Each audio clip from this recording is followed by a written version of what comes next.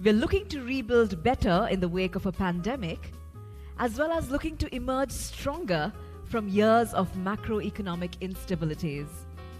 So in light of all of the challenges of these times, ladies and gentlemen, I'm sure many of us here believe that the need of the hour is to put in place bold policy initiatives as well as pragmatic strategies that will help Sri Lanka deliver on its aspiration of economic development. Therefore, in that context, ladies and gentlemen, many of us here must be wondering, how can Sri Lanka today place itself on a sustainable pathway to progress? Well, to answer that question is why we are here this evening, an opportunity to explore solutions to the same. This evening, we have gathered here with renowned experts to discuss the prospects as well as the possibilities of a brighter economic future for our nation. We're privileged that joining us here this evening, we have a panel of international as well as local thought leaders, and they will lead us into a conversation that will focus on finding ways to stabilize, to strengthen, and perhaps even supercharge our economy.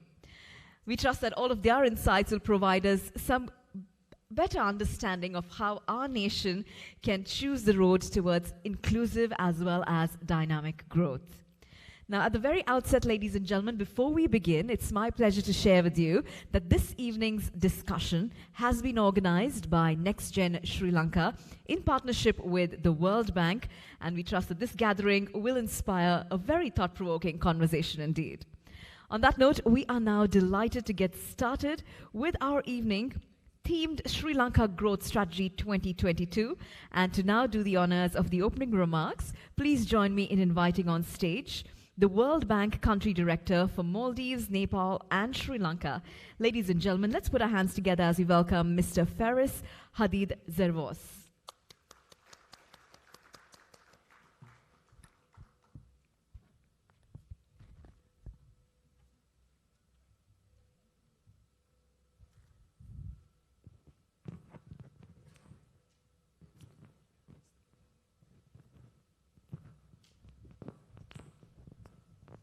Thank you very much.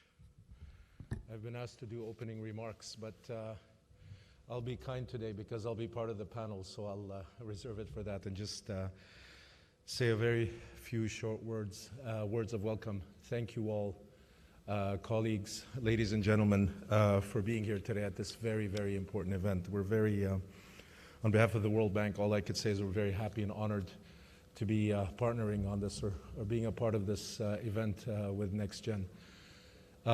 What a wonderful concept and a wonderful idea, this idea of the next generation of thought leaders, current generation of thought leaders, who come by their very nature from a basis of diversity of opinions, diversity of ideas, diversity of views, but come together around some key pillars, which is the sustainable development of this country. I think there's no better elixir or better first order condition or sine qua non of a country's healthy development than to have this bridging of ideas across different people who can sit and debate. So for us, this goes to the heart of what we do in the World Bank in terms of focusing on sustainable development, focusing on green, resilient and inclusive development. And the only way to do that is through the exchange of ideas and constantly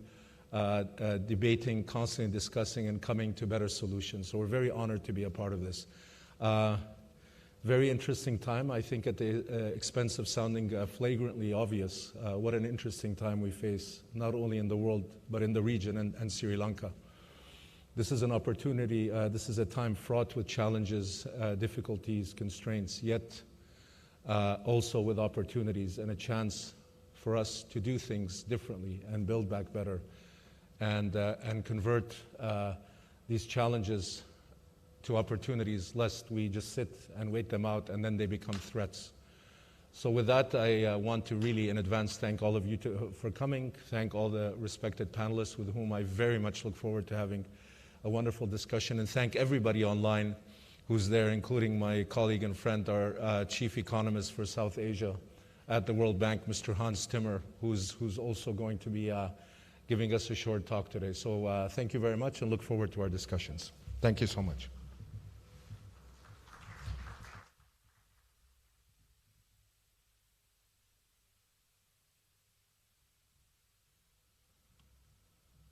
Thank you very much, Mr. Faris, for your opening remarks, setting the stage for what is sure to be a very, very interesting and insightful conversation that lies just ahead. Well, ladies and gentlemen, I'm sure we're all here eager to find out more about how we can strengthen and grow Sri Lanka's economy. As we envision a future that promises economic prosperity for all Sri Lankans, it helps to keep in mind a global perspective so that we can learn from the best in the world. And to now offer us this global perspective, we are delighted to be joined by our keynote speaker on Zoom today, and he is Mr. Hans Timmer. Please allow me now to officially introduce him to you. Mr. Timmer is the World Bank's Chief Economist for South Asia. Before that, he was Chief Economist for the Europe and Central Asia region of the World Bank. Prior to these positions, Mr. Timmer was director of the World Bank's Development Prospects Group. Before joining World Bank, Mr. Timmer was head of International Economic Analysis at the Central Planning Bureau in the Netherlands. He has vast experience working with the European Commission, Intergovernmental Panel on Climate Change, and the Organization for Economic Cooperation and Development, as well as with the Indian Planning Commission and the Chinese Academy of Social Sciences. He holds a master's degree in econometrics from Erasmus University in Rotterdam and was a researcher at the University of Lodz in Poland and at the Netherlands Economic Institute. Well, ladies and gentlemen, with that introduction, I now present to you our keynote speaker this evening on screen. Let's welcome Mr. Hans Timmer.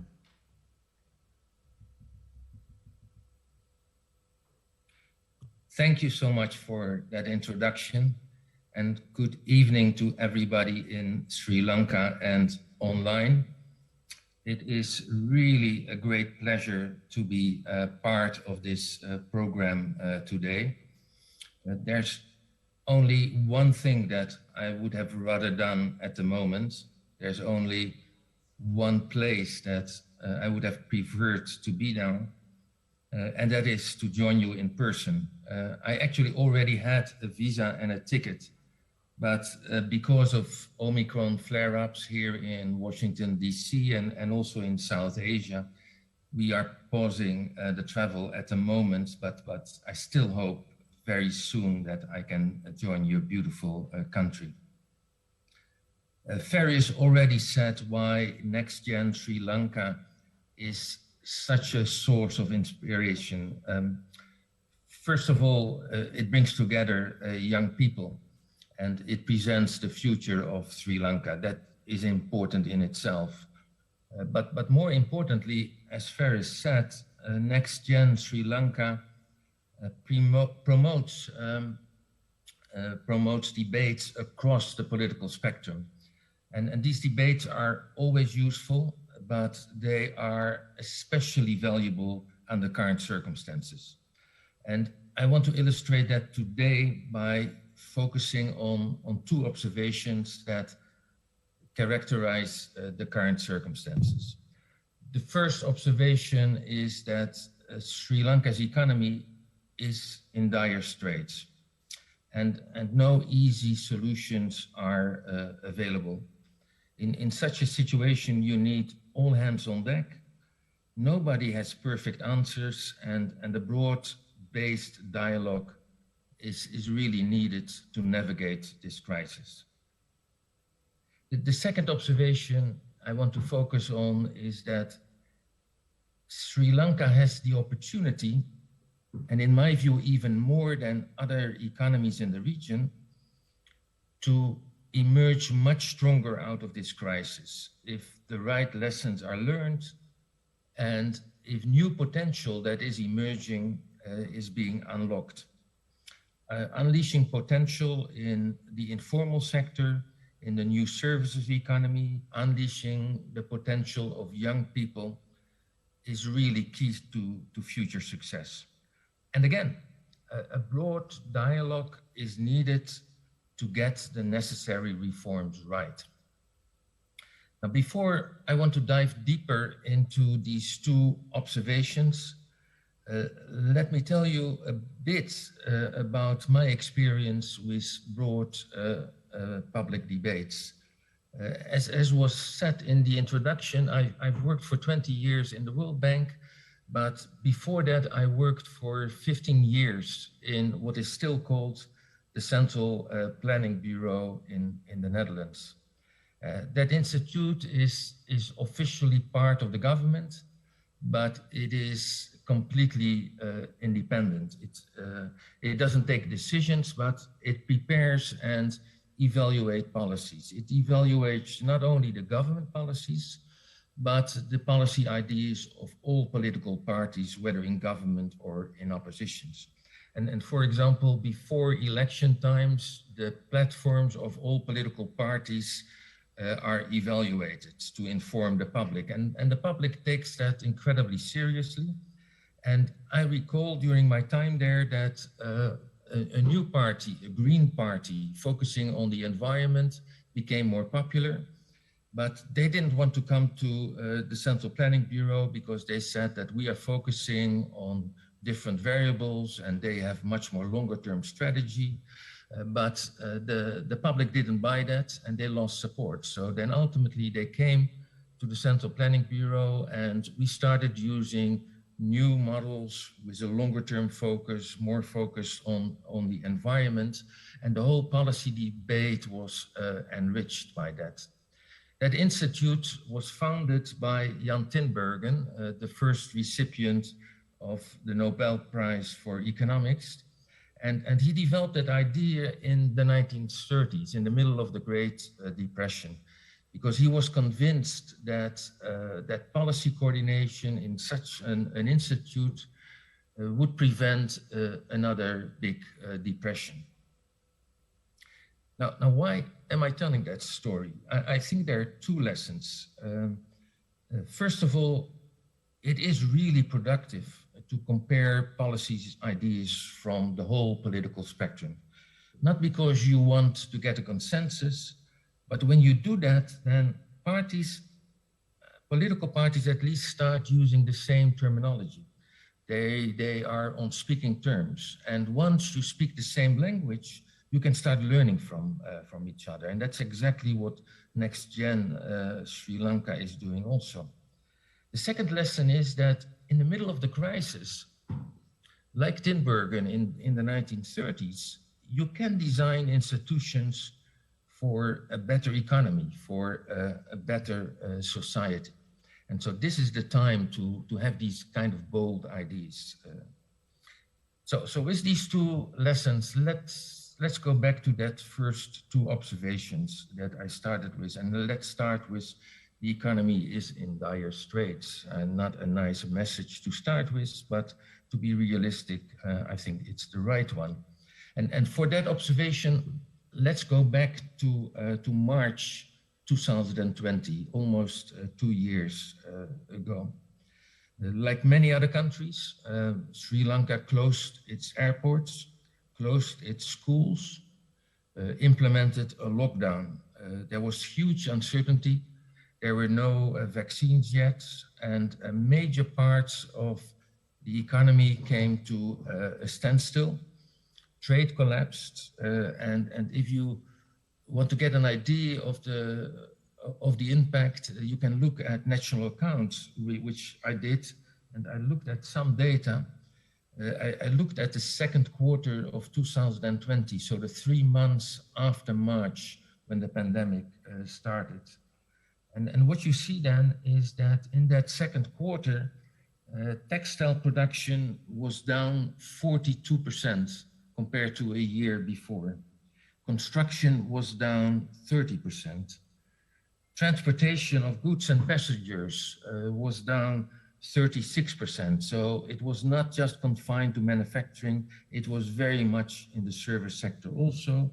And talking about the service sector, hotels and restaurants, the value added there was down 64%. An unprecedented contraction of activity in the country, like we saw almost in all countries in the world. The lockdown didn't last.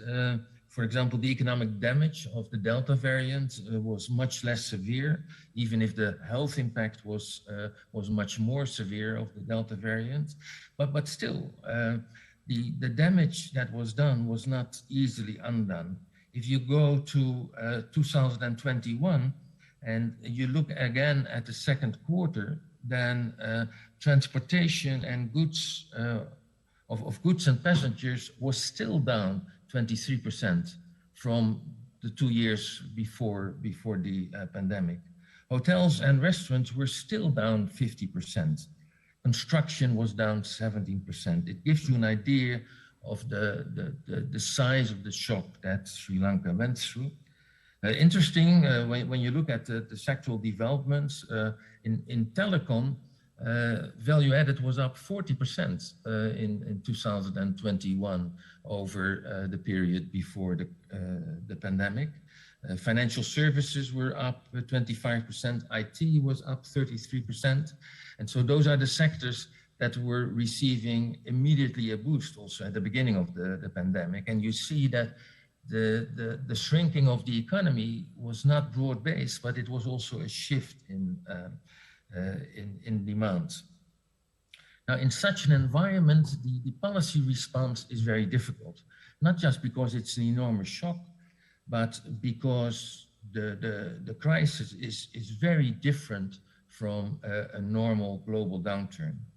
First of all, and most importantly, this was and still is a supply shock, not a demand shock. That means that pure stimulus doesn't help. It starts with closing a part of the economy and disruption in global supply chains, but then it continues because some firms, they don't survive.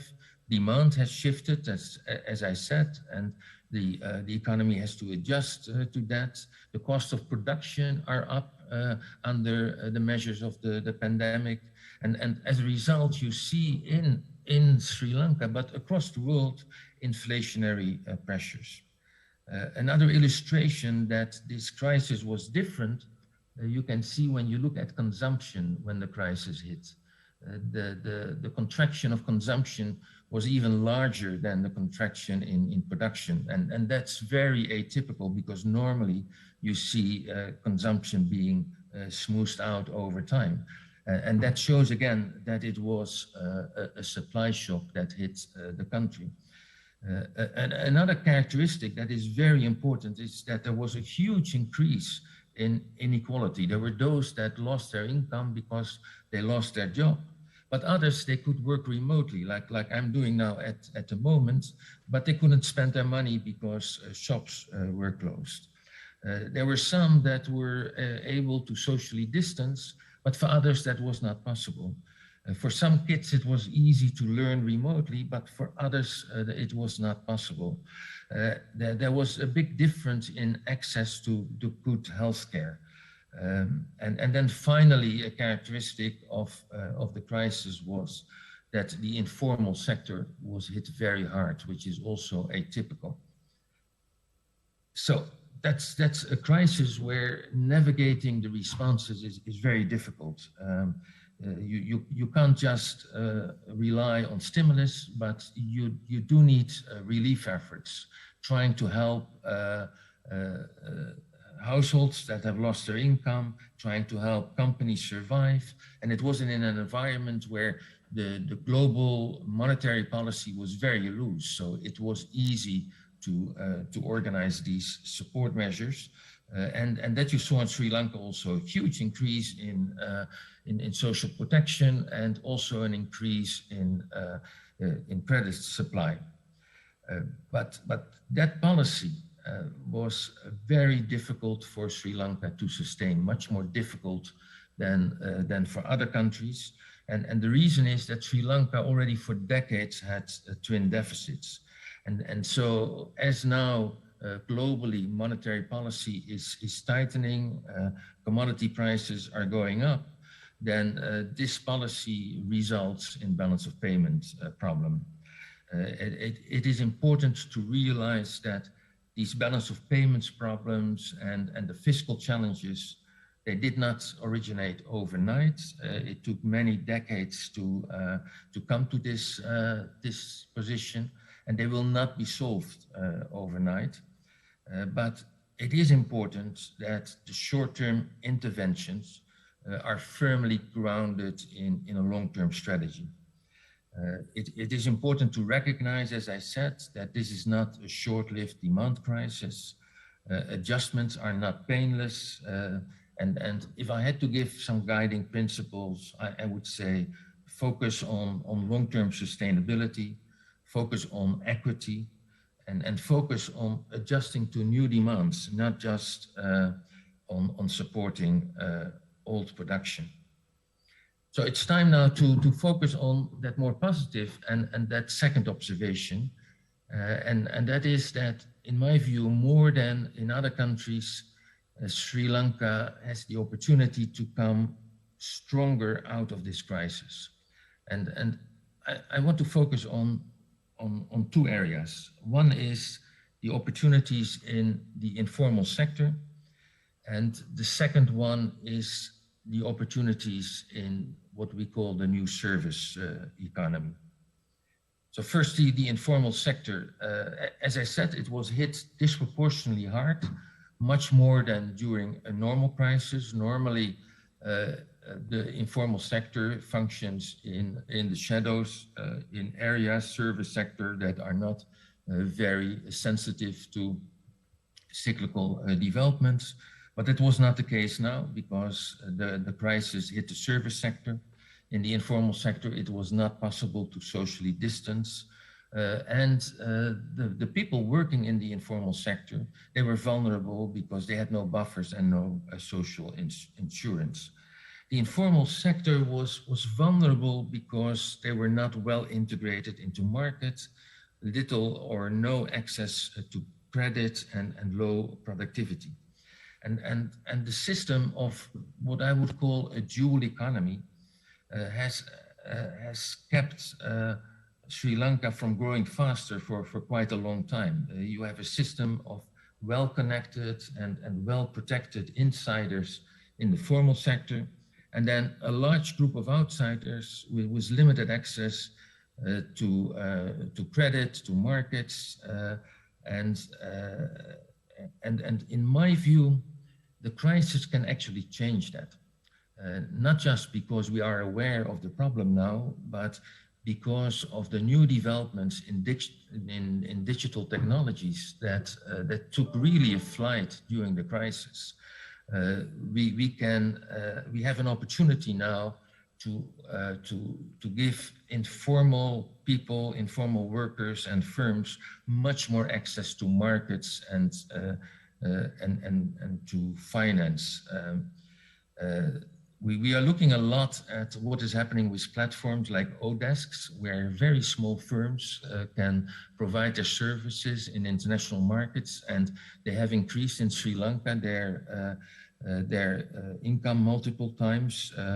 We are evaluating PickMe, the ride-sharing service, which has lots of interesting developments, including for female drivers that can pick up female customers now also. And again, there you see that even tuk-tuk drivers, they increase their income. There are lots of new developments in fintech, providing small companies access to finance. And so I see that there is a huge opportunity now to unleash that potential that was never unleashed till now. That is important, not just to create new sources of growth, but also to keep the social contract in place and to reduce inequality. The second point is on the new service economy. Across the world, we are seeing that the role of services is dramatically changing in the economy. It used to be, especially for middle-income countries, that manufacturing were key, a key element of development, because through manufacturing you could export, and the products produced by manufacturing were used in other sectors to increase productivity. But now services have taken over that role. Increasingly, services are internationally tradable, and they play a key part in pushing productivity in other sectors through the information technologies, the digital platforms, and all the new services that are available now. Why is that such an opportunity for Sri Lanka, in my view? Already Sri Lanka has a comparative advantage in services. Services as share of GDP is larger than in any country of the region. It has the highest share of service workers in manufacturing already. Interesting in Sri Lanka is that the female labor force participation in services is really high. It increased now till 50% of the total labor force in services. That level of female labor force participation is twice as high as in other parts of SAR, South Asia region. When you look at our human capital index, which is based on the quality of education, the quality of healthcare, then Sri Lanka is in a better position than other countries in South Asia. Sri Lanka has at the moment now the highest vaccination rate, probably together with Maldives. So there's a huge opportunity there, but it will not come by itself. Still, Sri Lanka is very close to foreign competition in services. But my point is that there is a huge comparative advantage, not just in tourism and in trade logistics, but also in what we call the new services economy. And it is important when you think about new growth strategies to think about those sectors. That's how I look at these 2 points, one a realistic one and one a very optimistic one. So to summarize, there is no easy fix for nobody for balance of payment problems, but it's not the whole story of Sri Lanka. There are big structural changes going on, and these structural changes in the economy that started during the pandemic, they create huge opportunities. It is really essential to unleash the potential in the informal sector, in my view. That really is a game changer for South Asia. But also in the services, there are many opportunities. Important not to focus just on the old sectors where in the past South Asia was successful. And while doing that, you shouldn't be afraid of increasing competition and also foreign competition in services. One of the advantages of looking for new sources of growth, whether it's in the informal sector or in new services, is that you can broaden the tax base also, which is very important for Sri Lanka. I started with a story of the Central Planning Bureau in the Netherlands. When I joined after that, the World Bank, I found the same mentality as far as also said. In the World Bank, we are willing to listen to all ideas wherever they are coming from. We are working with and supporting the government, but in that support, we all can benefit from the kind of policy debates that you are organizing. And personally, I am convinced that the future can be really bright for Sri Lanka. Thank you so much for having me in this very important program. Well, ladies and gentlemen, let's put our hands together as we thank Mr. Timmer for his wonderful expertise. Thank you, Mr. Timmer, for sharing with us your profound insights, and I'm sure we all found great value in what he had to say with regards to what Sri Lanka needs to do to salvage itself from dire straits, as he put it. Well, ladies and gentlemen, on that thought-provoking note, it's now time for us to move into a very valuable part of this evening's program, which is, of course, the panel discussion. It's time now to take this evening's conversation forward. As you can see, the stage is set for us to call on our panelists as we engage them in a collective conversation on the theme for today, which is Sri Lanka Growth Strategy 2022. So as we now look forward to hearing from their esteemed viewpoints, ladies and gentlemen, it's my pleasure to invite each of the panelists to now join us on stage. First, of course, joining us on screen will be the first panelist, who is Mr. Hans Timmer. So he will be joining us from Zoom. And then let's now move on to our panelists who are right here in the audience. We'd like to start off by inviting Mr. Feris Haddad Zervos. He is the World Bank Country Director for Maldives, Nepal, and Sri Lanka. Let's put our hands together as we welcome Mr. Feris on stage. Joining us next will be Mr. Rajendra Tyagaraja. Mr. Rajendra is former chairman, Ceylon Chamber of Commerce, and senior visiting fellow, Pathfinder Foundation. Let's put our hands together for Mr. Rajendra Tyagaraja. Joining next will be Mr. Shaminda Marcelline. He is an ex-banker. He worked with HSBC and now he is the CEO of People's Leasing and Finance PLC. Let's welcome Mr. Shaminda with a loud round of applause. We also have two other panelists joining in, and they will be joining us online. So we have Dr. Roshan Perera, an economist and public policy specialist. She has over 20 years of experience in formulating and implementing macroeconomic policies. So we welcome Dr. Roshan Perera on the screen. And we also, of course, have Mr. Hasitha Peremaratne joining us online. He is Group Finance Director, Brandex. With all our panelists now being introduced, ladies and gentlemen, it's now time for me to introduce our moderator for this discussion.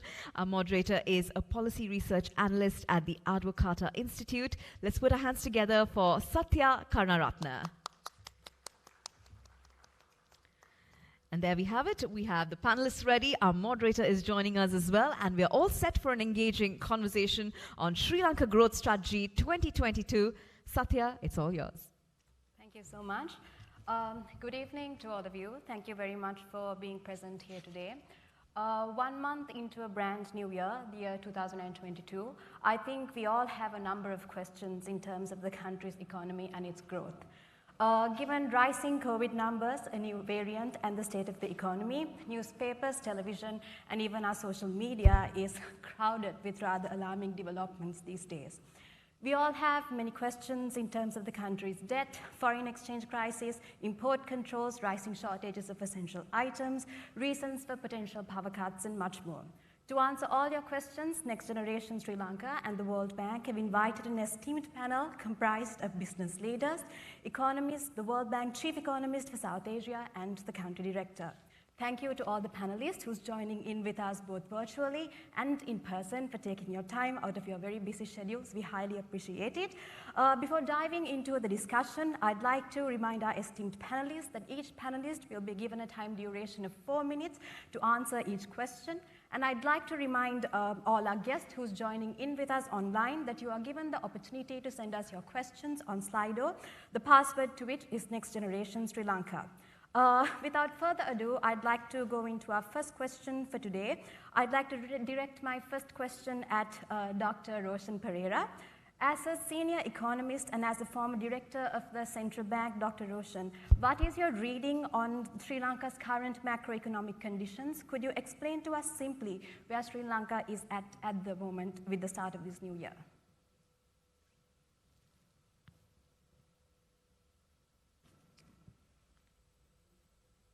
Dr. Roshan?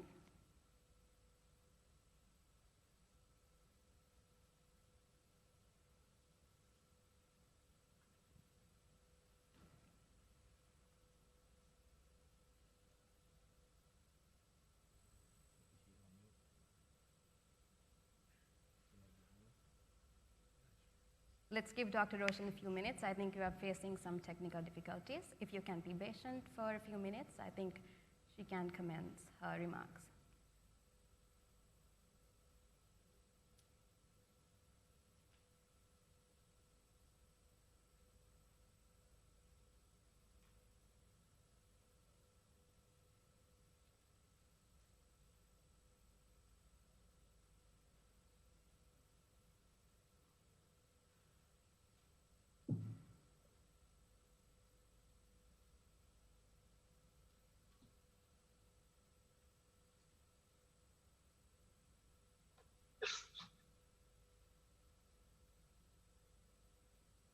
Okay, I think Dr. Roshan will join us shortly till we figure out the kind of technical issues that we are facing at the moment. I think I'd like to move on to Mr. Hasitha Peremaratne, who is also joining in with us online. As a leader in Sri Lanka's apparel industry, Mr. Hasitha, we all know that you're very much aware of the number of problems businesses in Sri Lanka have been facing in recent times. Moving into the year 2022, Mr. Hasitha, can you list some of your top concerns in these unprecedented times and how you think they may affect the future growth of businesses and Sri Lanka's economy as a whole? Thank you, Satya, for that question, and good evening, ladies and gentlemen. So first of all, I think 2022 is one of the most challenging conditions for the Sri Lankan economy, but I think coming from an export background, from apparel industry perspective, we are not only challenged by the local conditions, but also some of the major developments in the global arena, particularly with the cotton prices, which is our key raw material, being at one of the all-time highs. And also we have the logistics cost, which is not only apparel thing, but it's also for import-export business, a big challenge where the import prices are the logistics costs are almost 5 to 10 times higher.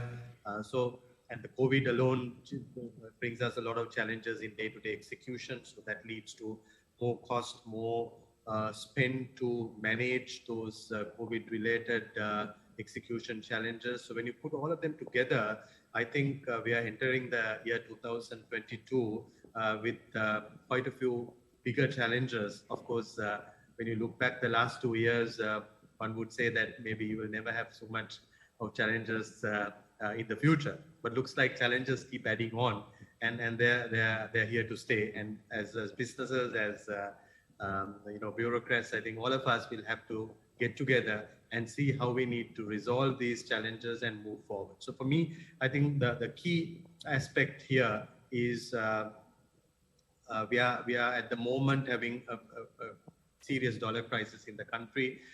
So probably the export-led, more foreign exchange related growth will be a priority for 2022 in Sri Lanka, because not that we have neglected in the past, but export will become even more important than ever before.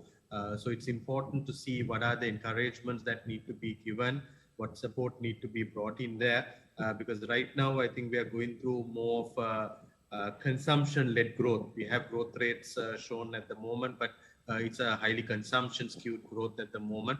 So we need to, while having consumption-led growth in play, we need to also balance that with more tangible real sector growth with export, particularly with more of encouragement coming in. So tourism and other areas picking up is good.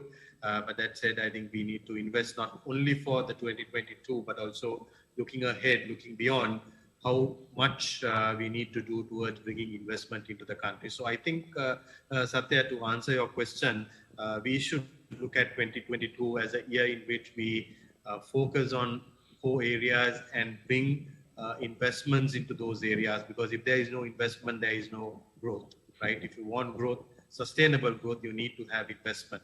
And that investment has to be brought in key sectors which can bring a difference to the economy, bring a change to the economy, right? And not just investing in the name of investing in the real estate or in one particular sector to dominate, but it's more to do with few key sectors to be identified and brought in. So I think it's important to strengthen that investment ranging mechanism of the country, and also bring in the policies conducive for investors to come and invest, because it will be very challenging this time to make their pitch, make to market, because naturally people will look at the current economic conditions in the country and start saying, let's take a wait and see approach and get back. So there has to be some drastic encouragements that have to be given to attract those investments. And that's something that we will have to do. I don't think we have a choice, but it's important that we do it sooner than later. I'd like to go back to Dr. Roshan Perera. If Dr. Roshan, you are still with us? Yes, Right, Dr. Roshan. So I think the first question that I asked you was, could you give us a bit of an explanation into Sri Lanka's macroeconomic conditions at the moment? Give us a simple explanation as to where Sri Lanka is at the moment with the start of this new year. Thank you. First, let me thank the NextGen and the World Bank for inviting me to be on this panel, and also to apologize for not being in person, but Omicron has not made that possible. So I think before we talk about, I think this is an important topic to talk about the growth strategy, but I think before we talk about growth, I think we need to take stock of our macroeconomic situation.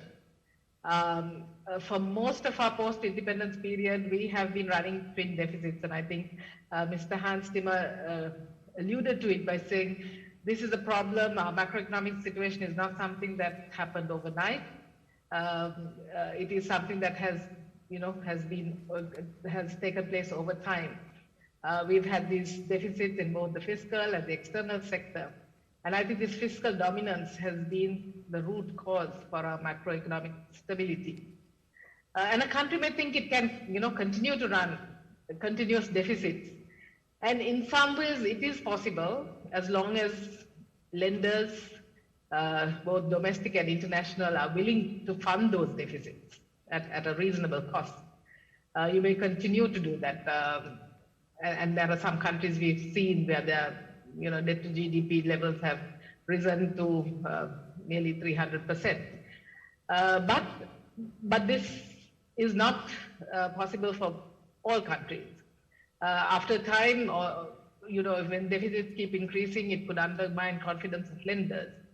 And for Sri Lanka, particularly, what has happened is basically with our graduation to the middle income status, we lost access to these sort of low cost concessional borrowings, and we started borrowing on commercial terms, and which were basically at high interest rates, short investment periods. And we also invested in projects that were not necessarily revenue generating.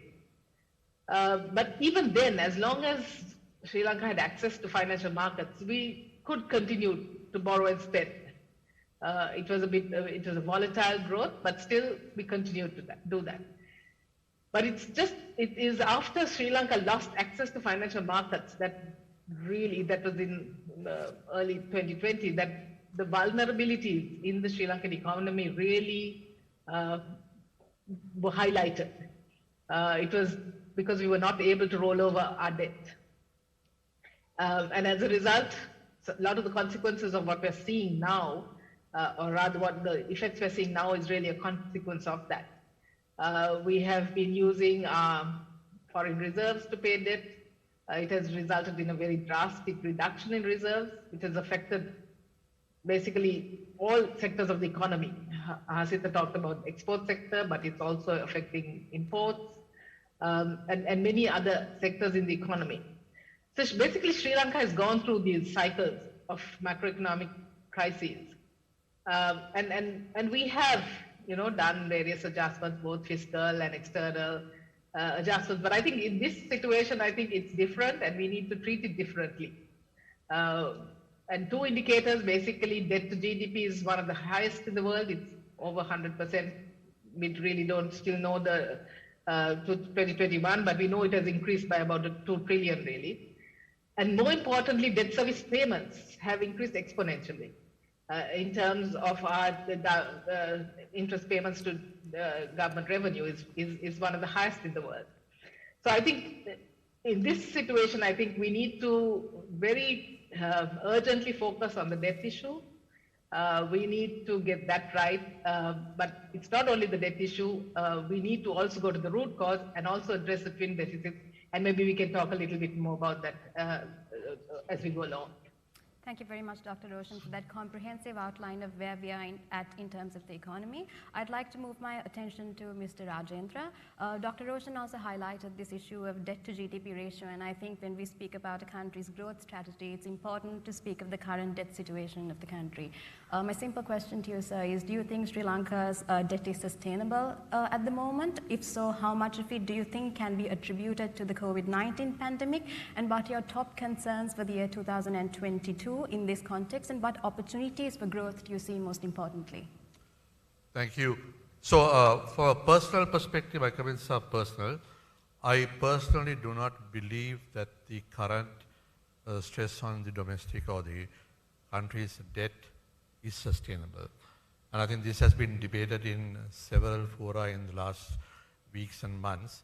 But just to give a snapshot for the rationale, I think looking at even despite the 500 million which was repaid in January from a sovereign point of view, we have something between 6 to 7 billion of external debt payable this year. But more importantly, if we look at the next 4 years, I think from 2021 to 2025, the average annual foreign debt repayment is something in the range of around 4.5 billion. And this in comparison to the 8 years from 2010 to 18 was just around half of that, around 2.2 billion. So in an environment where you're seeing the key catalyst of national revenue, the inward remittances from employment showing a consistent decline. December was an all-time low in 12 months.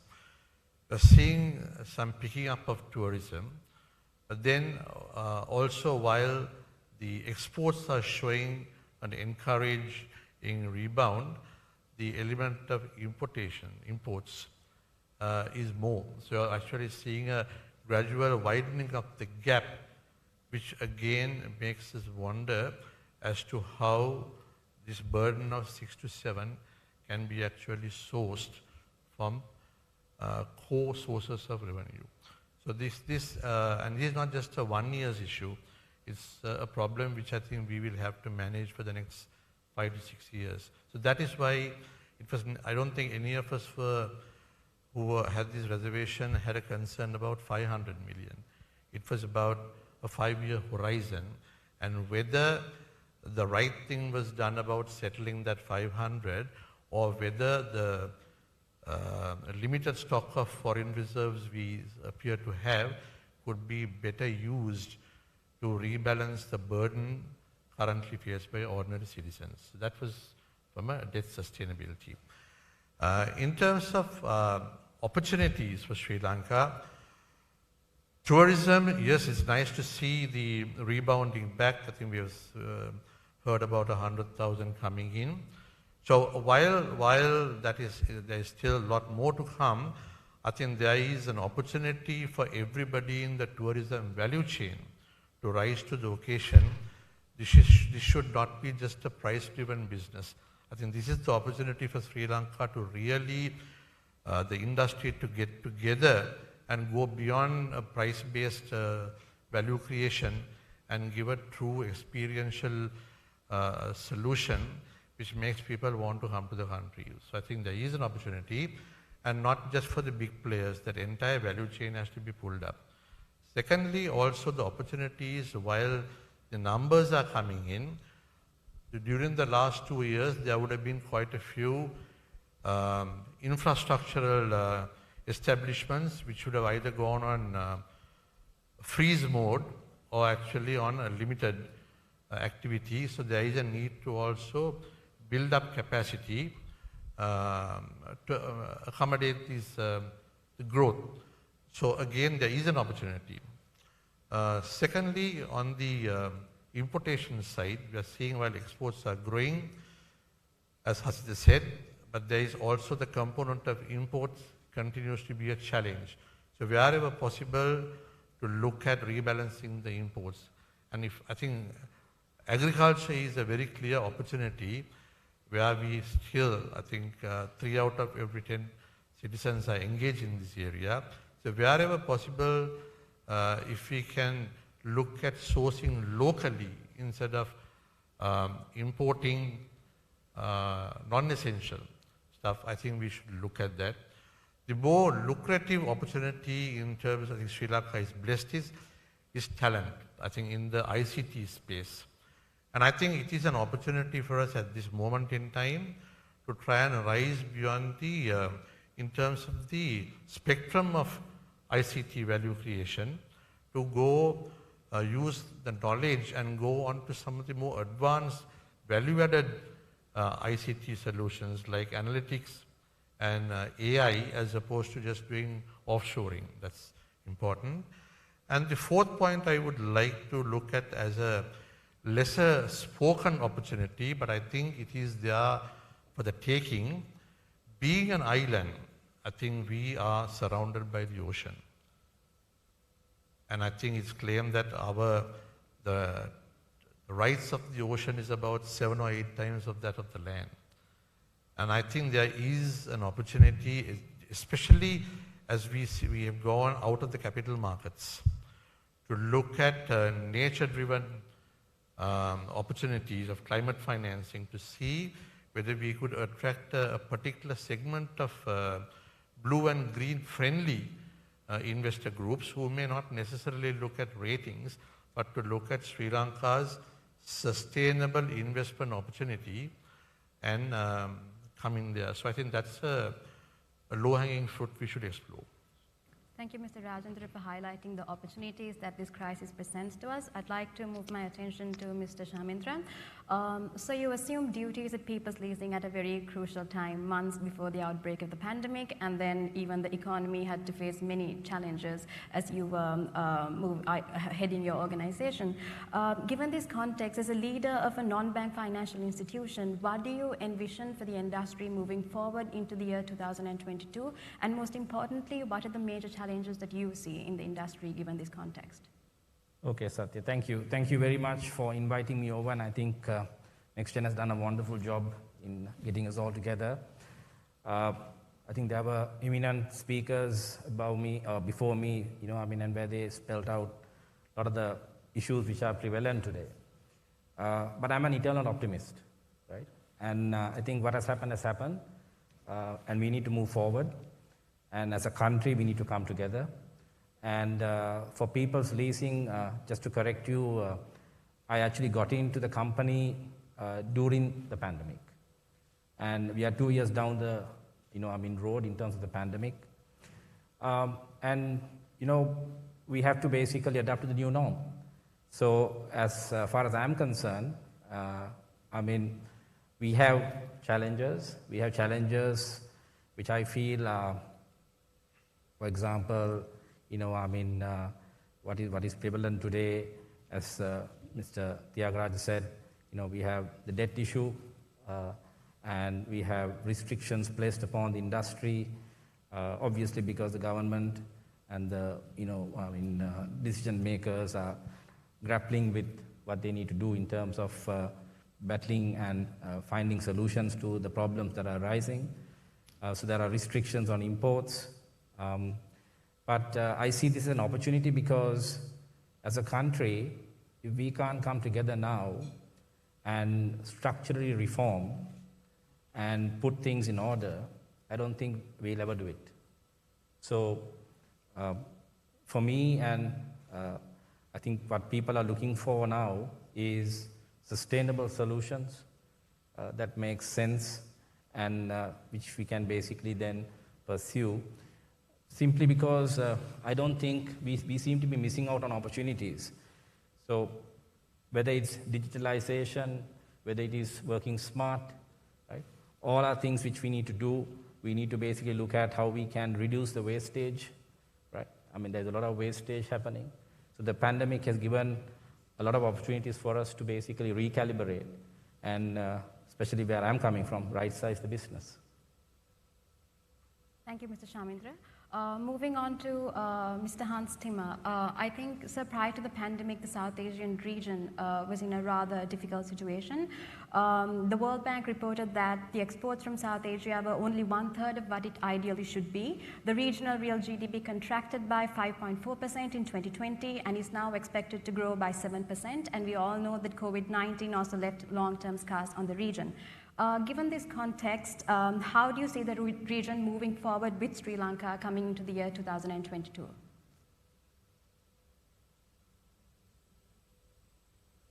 I'm unmuted now. given the structural problems that you mentioned, especially the very low exports in the region, and given the current problems, I'm very happy that this discussion is going in the direction of how to increase exports and how to use in the current situation opportunities. And I think that should be an important part of the focus of the economic strategy at the moment. Look at all the possible interventions from the perspective of what does it mean for exports? How can you increase exports? And sometimes when you are in dire straits, then there is also a positive side effect of developments. So think about the weakness of the currency. That is an illustration of the current problems, but that creates also opportunities for new exports. And I don't think you need a lot of investments now in Sri Lanka to unleash some of that potential.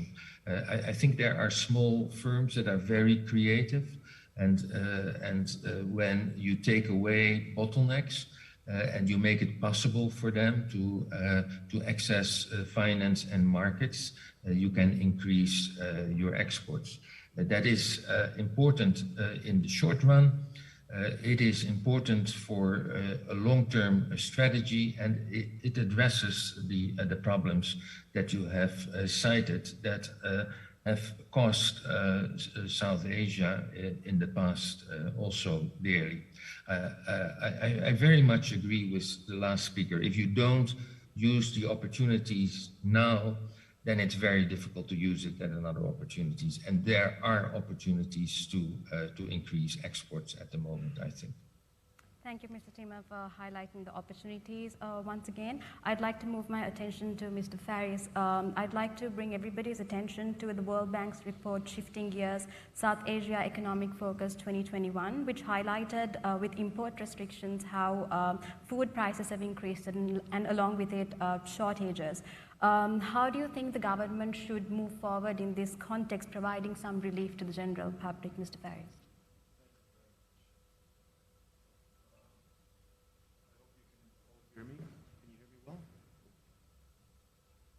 Apologies for that. I think my microphone is not working. Thank you very much for that. I think following this excellent group and panel discussion, it's going to be hard for me to provide any additional value, but let me try to recast some of these issues, or perhaps repeat some of them. I think, look, there's a lot of angles we can take in answering this question as what needs to be done, but let's focus on this meeting on ways where we can keep our eye on the prize, and that's sort of how do we take, as I said earlier, I think it's clear that the current environment offers significant challenges, not only for Sri Lanka, but for many other countries.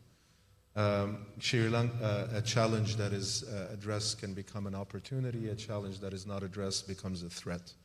And I think this is a very important issue. What my colleagues have said, Hans and others, and I also very much agree with what colleagues have said, is that what is the line of sight for the country in view of this world, this new brave new world that we live in. Sri Lanka has always cast itself and somewhat. Hello? Yeah, sorry. Sri Lanka has somewhat cast itself as an open economy, and as such, additional integration in the world is a sine qua non. It simply has to happen. As we all know, exports have not been commensurate with either the past of Sri Lanka, the vast potential of Sri Lanka, or the peers with whom it has compared itself in the past. That is a simple fact. Merchandise exports, you can see, have gone down from 30% of GDP about 20 years ago to about 15% of GDP now. Sorry, I think the microphone is running. Sorry. I'll keep talking, but somebody may have to give me a new microphone. It's running out of batteries. And at the same time, if you look at the profile, my respected colleague was talking about the importance of looking different types of exports and things of that sort, but that continues to be somewhere where it is a huge potential, a huge distance to frontier, and how Sri Lanka, with its vast potential, can export different types of things and things higher up the value-added curve. Now, one has to look in this case at not only, a number of issues. One is, what is the ecosystem that exists? And whether there are any sort of constraints, whether tariffs or para-tariffs and things of that sort, that may actually pose a constraint to private sector and to greater exports. And I think this is really, really important. When you look at the whole confluence, it's not an issue of just one specific topic, tariffs or one specific constraint, etc. But if you look at the whole sort of ecosystem of things that an exporter faces, you can see that the actual constraints that they face compared to other countries, Vietnam, Thailand, Malaysia, where I used to be based, becomes something that is very real and very tangible and one needs to look at. So obviously for that, one needs to specifically look at these issues, the trade regime and things of that sort. You also need to, obviously, one cannot skirt around the broader macro-fiscal situation.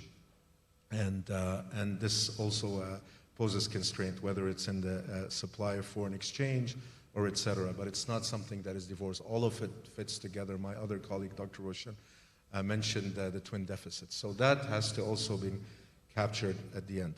But last but not least, the end game, the long story, the long narrative is about competitiveness. And insofar as you aspire towards export orientation, then the name of the game is competitiveness. I think it's very important, very natural for us, all of us who are either Sri Lankans in Sri Lanka or friends of Sri Lanka, some like us who are focused on addressing this issue, is we get, perhaps understandably so, entrapped in this notion of where Sri Lanka was, Sri Lanka is, and Sri Lanka is going to be. That's natural, that's healthy. But at the end of the day, I can tell you that investors couldn't care less. They want to know what Sri Lanka is today versus what Malaysia is today, what Bangladesh is today, what Vietnam is today. That's what we should remind ourselves on a daily basis. Thank you very much. Thank you very much, Mr. Faris. Moving my attention once again to Mr. Hasitha. When speaking of a growth strategy, I think it's important to talk about the new normal created by the pandemic. I think countries all around the world are adapting to this new normal. So my question to you, sir, is what policies do you expect from the government moving forward into the year 2022 to ensure consistency and predictability for businesses? I think first of all, when the pandemic hit us in March 2020, all of us went into a digital mode, virtual mode. In fact, today, few of us are still joining virtually, and if not for, I think that presence, we wouldn't have been able to be a part of this session today. But obviously, I think that there are some positives that come out of this equation. And one of the biggest positives that come out with this COVID scenario is the virtual working environment and fast-tracking the digitalization journey in the world. Obviously, that's something that has to come as a priority in the government policy. I think during the interim period, there were a lot of good things that took place. I know as an exporter, as well as looking at some of the import-related transactions, there was good facilitation that came through the customs, BOI, digitally approving things. So those things, we need to continue and continue in a sustainable way to the future. That's one of the very important things I see, because if you go back to the old days and go back to the paperwork and then go back to those previous pre-COVID times and just talk about hard copies again, it's a shame. So we have to learn those good of the positives of the pandemic and take them into policies and probably turn that into a more of a fast-track digital journey for the country as a whole, which then the industries will embrace for sure. Not only the large corporates, but also the SMEs. So that's very, very important that the SME sector, the country, be it apparel, be it any other industry for that matter, are also enabled of some of these platforms, digital platforms to be used so that they can also equally benefit and engage in this digital journey. So one of the big things I would like the government to fast track and enable is the digital journey.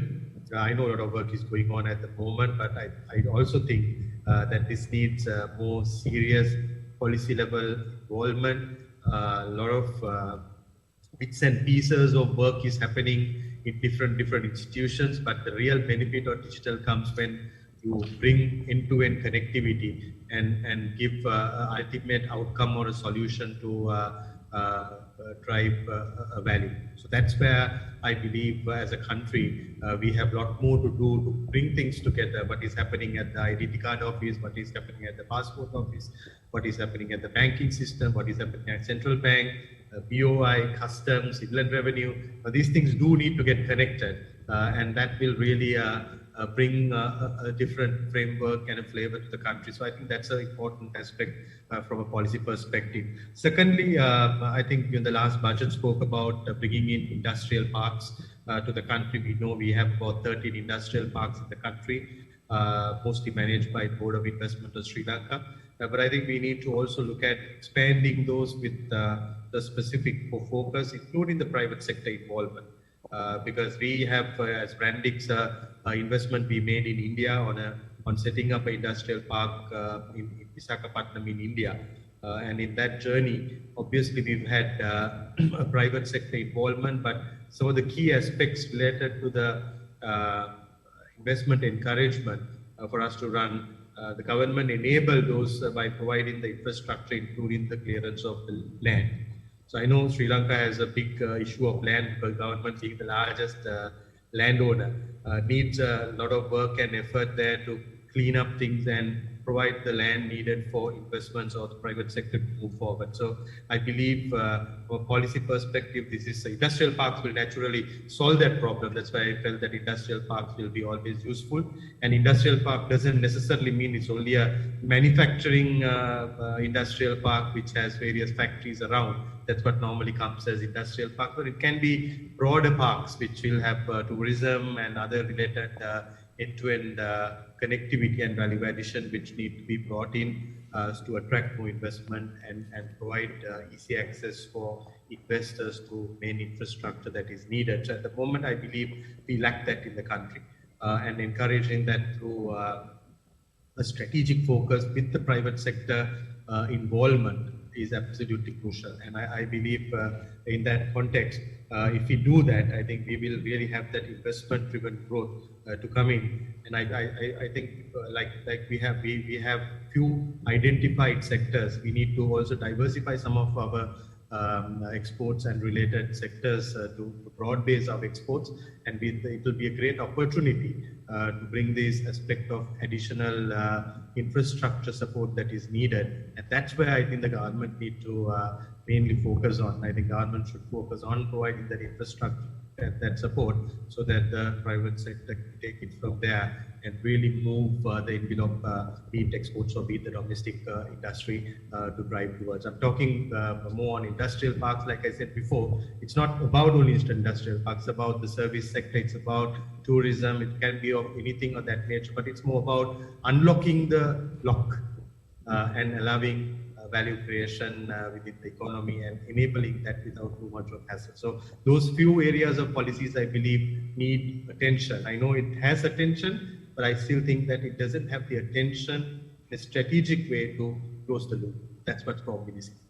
Thank you very much, Mr. Hasitha. I'd like to pose the same question at Mr. Shamindra, but slightly differently.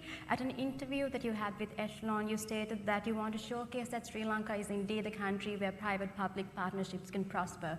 To make this vision a reality, what policies do you expect from the government? Okay, let me also just add a small twist to this whole thing, right? So we keep saying that the private sector is the engine of growth in Sri Lanka. I disagree. I disagree because I think that the public sector is the engine for growth. And I'll tell you the reasons why. If you take aviation, if you take our ports, if you take education, if you take health, if you take, I listed out so many. right? It's all dominated by the state, right? So at the end of the day, I think if we spoke about exports with all due respect, I mean, and that's the way to go about. But if you take the public sector, right, and if we bring in some efficiencies into the public sector, that's going to have a massive stimulus in the growth trajectory.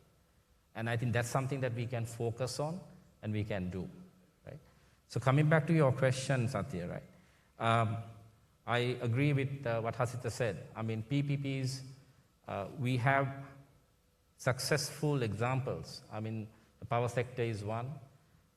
We have, I think, recently signed a port deal which involves a very leading, large Adani group from India with John Keels and along with the SLPA, right? So people's leasing, I'm looking at it from a unique model. We are backed by People's Bank. We are listed on the stock exchange. 25% of our shares are listed on the stock exchange. And why do I say that I want to make this a model PPP? Well, in my experience with HSBC and traveling the world and meeting many investors and looking at the way HSBC did business,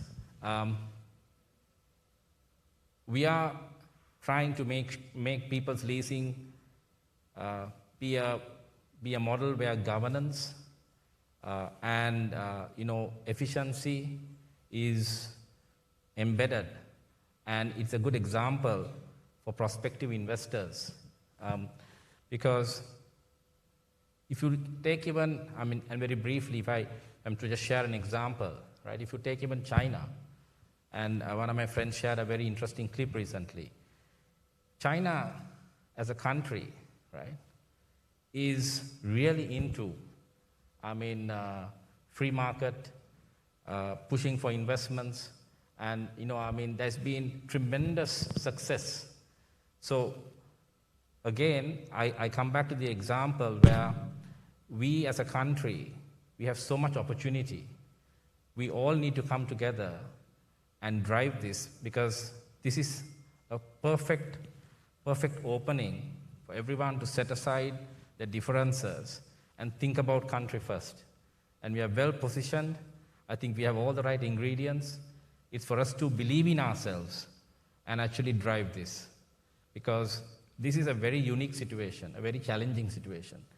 And I think we need to stop, playing the fool and creating issues out of this, because this is going to have a huge, or shall I say, a downfall, which we'll find ourselves very difficult to come out of. So, model PPP, I referred to the Temasek model in Singapore. I think the government has got on with Salandinama, which is looking at real estate and trying to transform real estate properties to commercially viable, initiatives. And something that we can, I think, use as an example across the entire country. We have the utility companies. As I said, we have aviation, we have ports, right? You bring in the efficiency, and you see a remarkable impetus into the growth strategy. Thank you very much, Mr. Shamindra. I'd like to go back to Dr. Roshan once again and touch on this question of the IMF. There's this sense of reluctance in Sri Lanka to approach the IMF given the current macroeconomic conditions. This can be partly due to the fear of the hardships the condition might impose. One such fear, Dr. Roshan, is the increase of taxes. What are your views on this, and what are the key steps do you think that Sri Lanka should embark on in order to stabilize our public finances? Thank you, Satya, for that question. I'd like to look at this in a slightly different way and to understand what we really need to do to come out of this issue. To be able to understand that, we also need to understand the root cause of why we actually got into this situation. So if you look at the turning point, really, where the economy, we started this current downturn, or the turning point of investor sentiment, you can sort of pinpoint it to where we had those huge tax cuts, or the huge fiscal stimulus, you can call it even, which were made in sort of in December 2019. So this was kind of a red flag to financial markets, to investors, in terms of the government's fiscal issues and whether it would be able to continue paying its debts, because obviously, as I think many speakers before me have also alluded to the fact that our debt service payments were ballooning.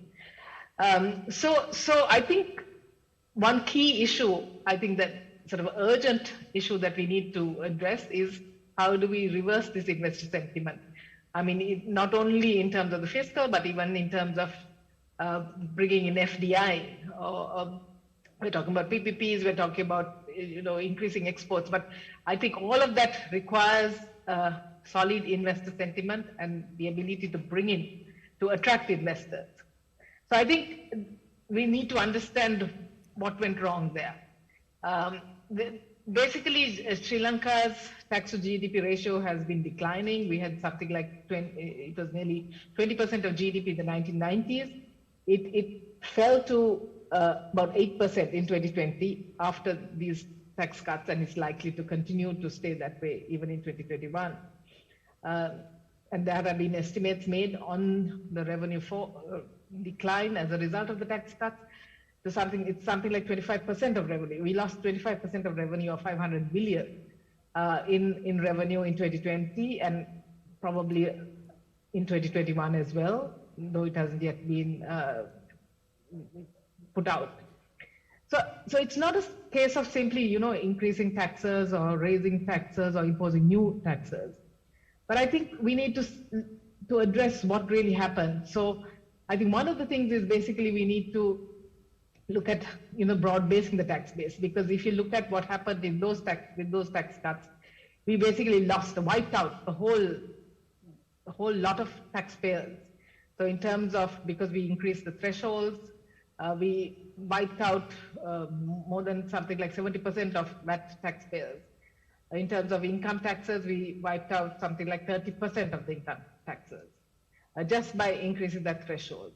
And the other thing is that the current threshold is basically something like 4 times our per capita GDP. It's much higher than the thresholds of many advanced economies, like even Singapore and Australia. So I think these are some issues that we need to look back and see what did we do and try to reverse or bring back at least the status quo.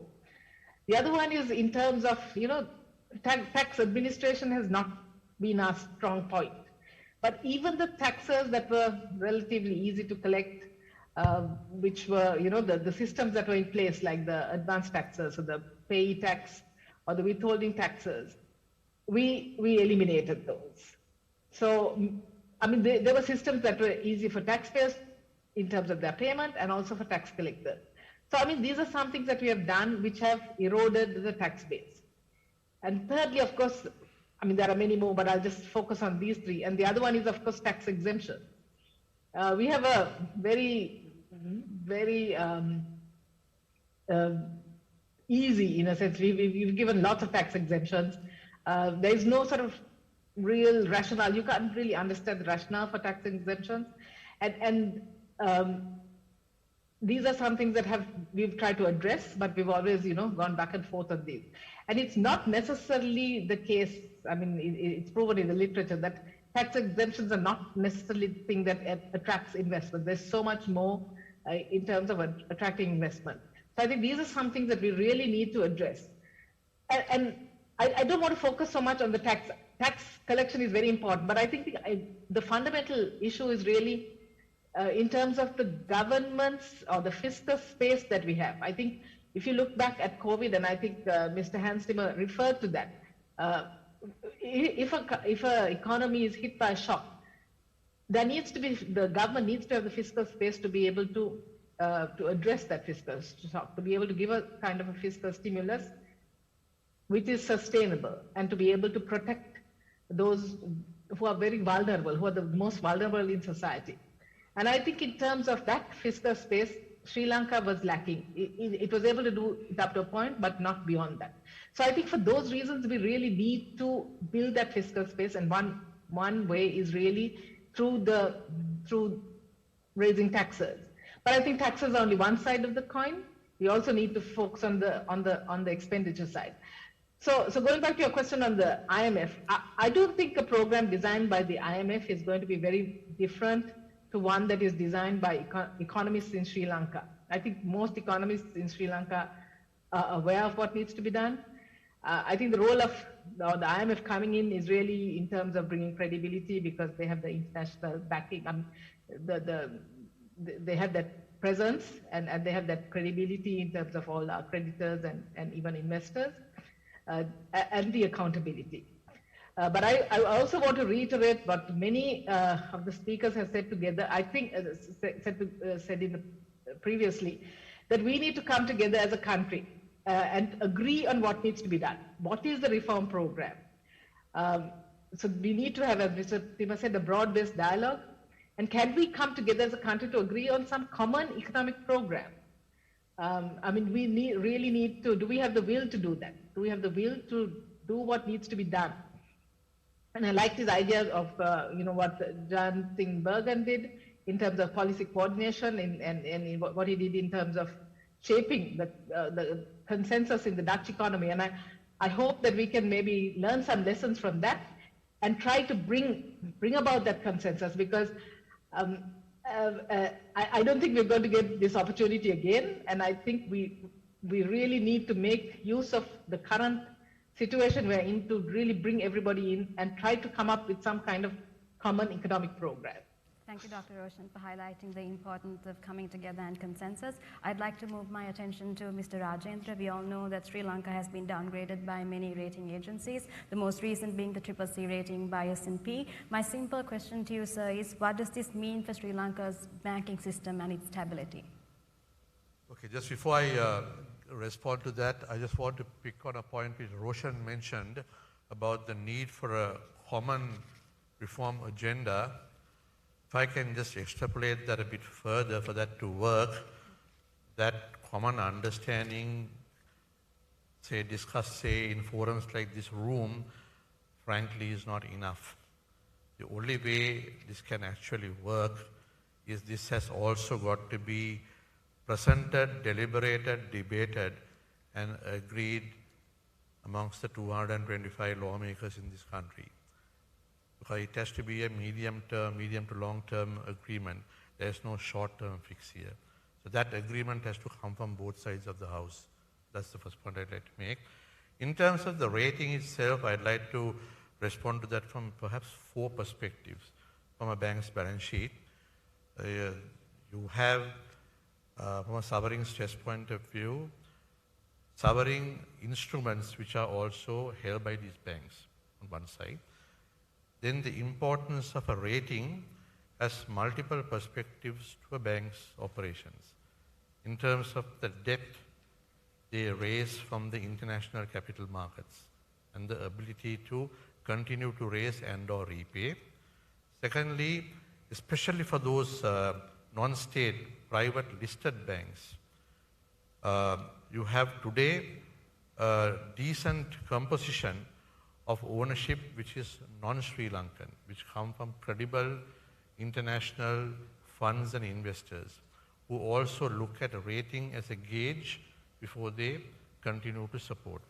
And then of course the third element is supporting trade and commerce in a country, access to credit lines, counterparty lines, becomes also an important element when it comes to ratings. So if I look at the first element, which is the holding of sovereign instruments or bonds in these banks' balance sheets, from what I can understand from publicly available information based on the June 2021 numbers, something to the tune of around $3.7 billion in the form of sovereign bonds and SLDB, Sri Lanka Development Bonds, were held by local financial institutions. And I believe that there were 11 institutions, including the 2 state banks, which held these. If you really look at the constitution of that 3.7 billion, the larger 4 of the 11 institutions collectively held around 3 billion of these bonds. And the single largest holder, as at that particular date, held about $1 billion. But in terms of bonds as a percentage of the total assets of these institutions, the largest holder represented 6% of the total assets. And then if you look at the other three bigger players, which made up of that second billion, it ranged between 6% to 11%.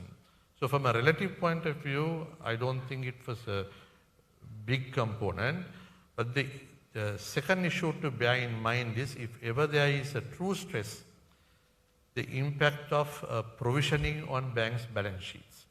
Because what has happened in the past perhaps 2 years is, unlike some of the foreign banks and institutions which hold some of these instruments, those institutions tend to mark the value of these holdings based on the market price. So if it goes down or goes up, they revalue it.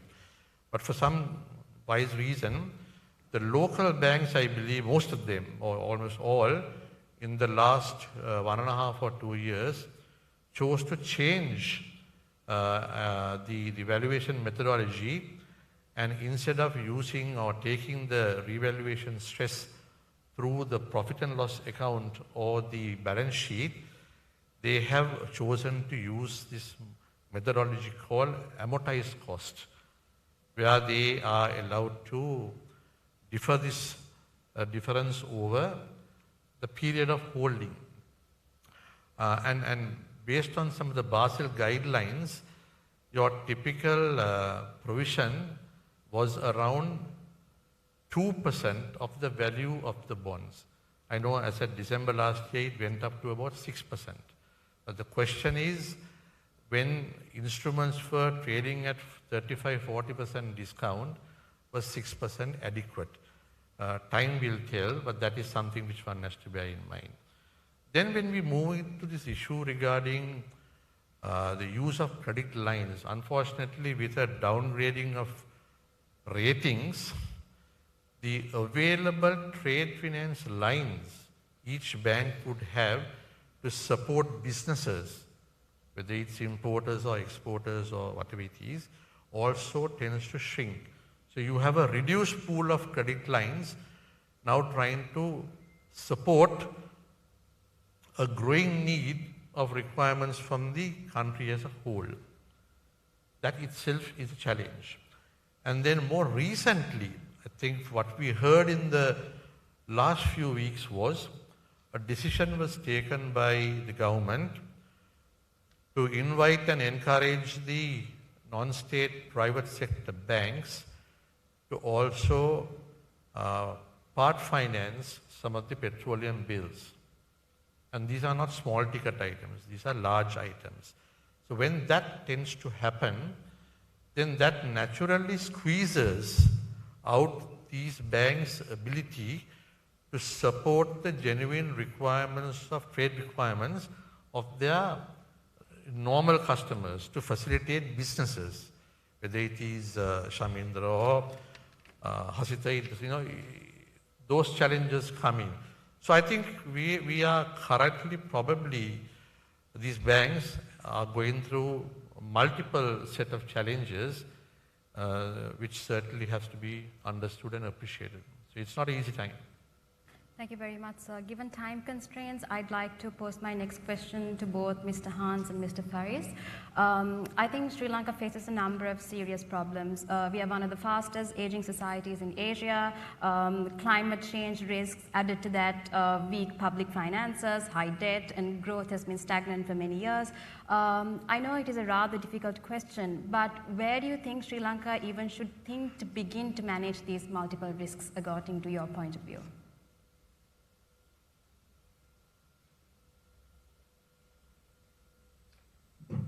That means that Faris wants me to start, yeah? Yes, please. Let me use this opportunity in responding to that difficult question. Let me use this opportunity to react to something very important that was said, and that was about the relationship between the government and the private sector. There was a really important point made that you do need a strong and efficient government, and there are still opportunities to make the government more efficient. But it is also important to realize that you need the right balance between government and private sector. And before the pandemic, I gave a talk at the university in Colombo, and I asked all the students what they wanted to do after graduation. And with only one exception, they all wanted to work for the government.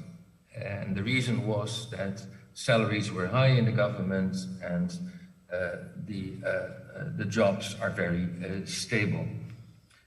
And that's not the right balance. There's obviously nothing wrong for having great talent in the government, but you have to wonder how you can make it more attractive to have a career in the private sector. Because we have to realize that if you're looking for new sources of growth, they will come from what is now still a very small initiative in a private sector, especially in the services sector. That's where the real opportunities are. And to understand where the opportunities for Sri Lanka are, it is important to talk to those people and to understand what they see at the moment as their bottleneck, and why are not more talented people, young people, exploring these new opportunities, because there are lots of opportunities in Sri Lanka compared to other countries. So I think that's where the opportunities are. That's what you need to increase your exports. It will not come from big investments in existing sectors. It will come from those new sectors. And ultimately, it is also needed to create a solid tax base, which you need for a strong government also.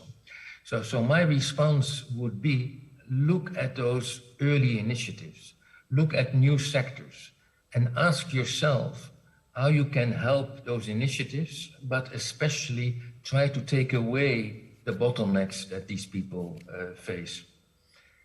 Over to you, Faris, to answer the really difficult part of this question. Thank you.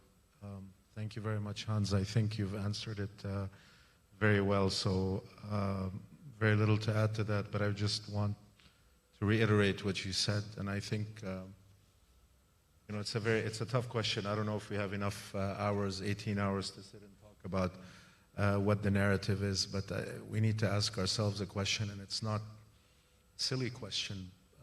What is the narrative? What is the storyline for Sri Lanka? If we were to ask each other, from what you see, what you hear and everything, do we have a clear narrative that we can put in a half a page of what the development storyline for Sri Lanka is? I think I can venture a guess. I'd be happy to participate and support one. But one thing we definitely need to have in that is this idea of new drivers of growth.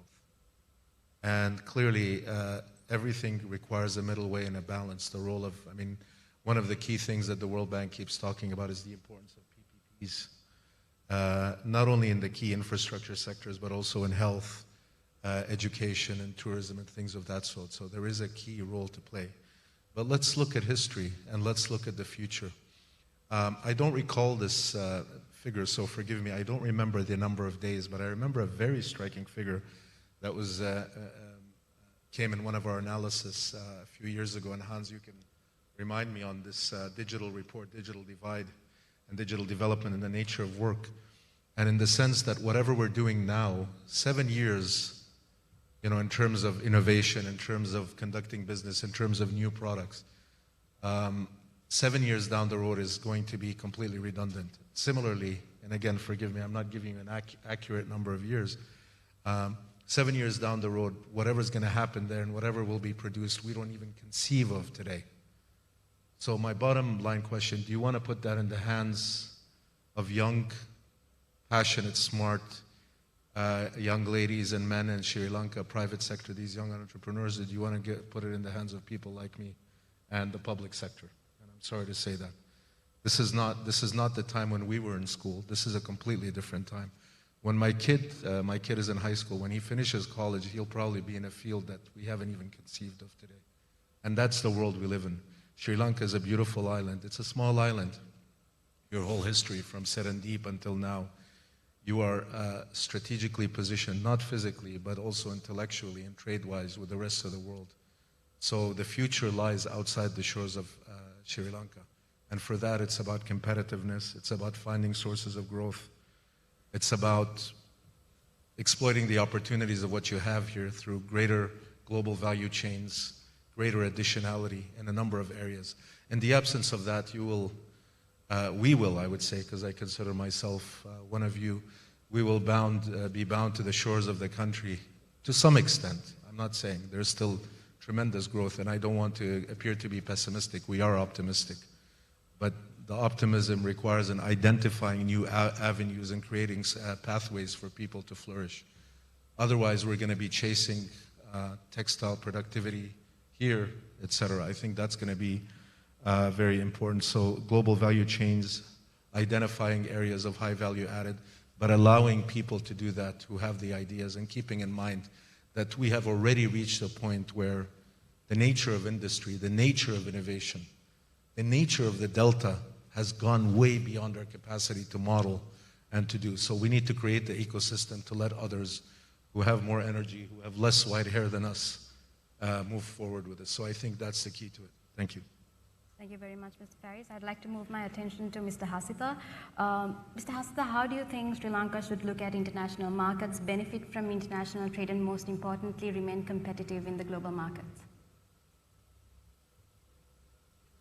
I think, Satya, when you look at the overall international markets that we are sitting, we are a little bit extra focused onto the Western world. So we have to look at diversifying the market, especially to the growth engines in the world, be it China, be it India, and some of the Asian other growing markets as well, so that we have a fairly decent or a better diversified export market that comes in. In the meantime, not only just go with the current product base or the basket that we sell, but also we will have to look at how we need to bring in more diversification into the product, as well as value addition to the product, which will certainly help us to drive things forward in a more, I would say, a value creating manner to the country, and bring more dollars and bring more higher value to the whole economy across. The other challenge I think that we are facing today is, as a country, we have only probably very limited amount of meaningful free trade agreements, let me put it that way, because at the end of the day, the trade agreements are important. We have GSP plus benefit to Europe, which certainly helps apparel and some of the other industries who are exporting to the European sector. But apart from that, we don't have really meaningful benefits. I'll take example to Bangladesh. Now, Bangladesh, for example, has duty-free access to Europe, to Canada, to Australia, Japan, and in certain products to China. So that really makes them highly competitive. At the end of the day, in industry like apparel, if I take, it's just maybe 10-12% duty means it's a massive part of your margin, profit margin. So you can't compete sometimes unless you have that benefit being taken. So it's important that we move into some of those meaningful free trade agreements. I know the government has been talking to China, India, Japan on various free trade agreements to be completed, but we haven't really made any meaningful progress in the recent past. So we will have to take that and ensure that the export segment has benefit, or at least not a benefit, will at least help to remain competitive against the competitive nations that we are dealing with, be it Vietnam, be it Bangladesh, or in African subcontinent. There are a lot of duty-related benefits that come in. Apart from that, I think the other big thing is about the productivity, because as a country, we have to push the productivity up. As I said before, the digital space need to come in, so digitalization becomes absolutely crucial.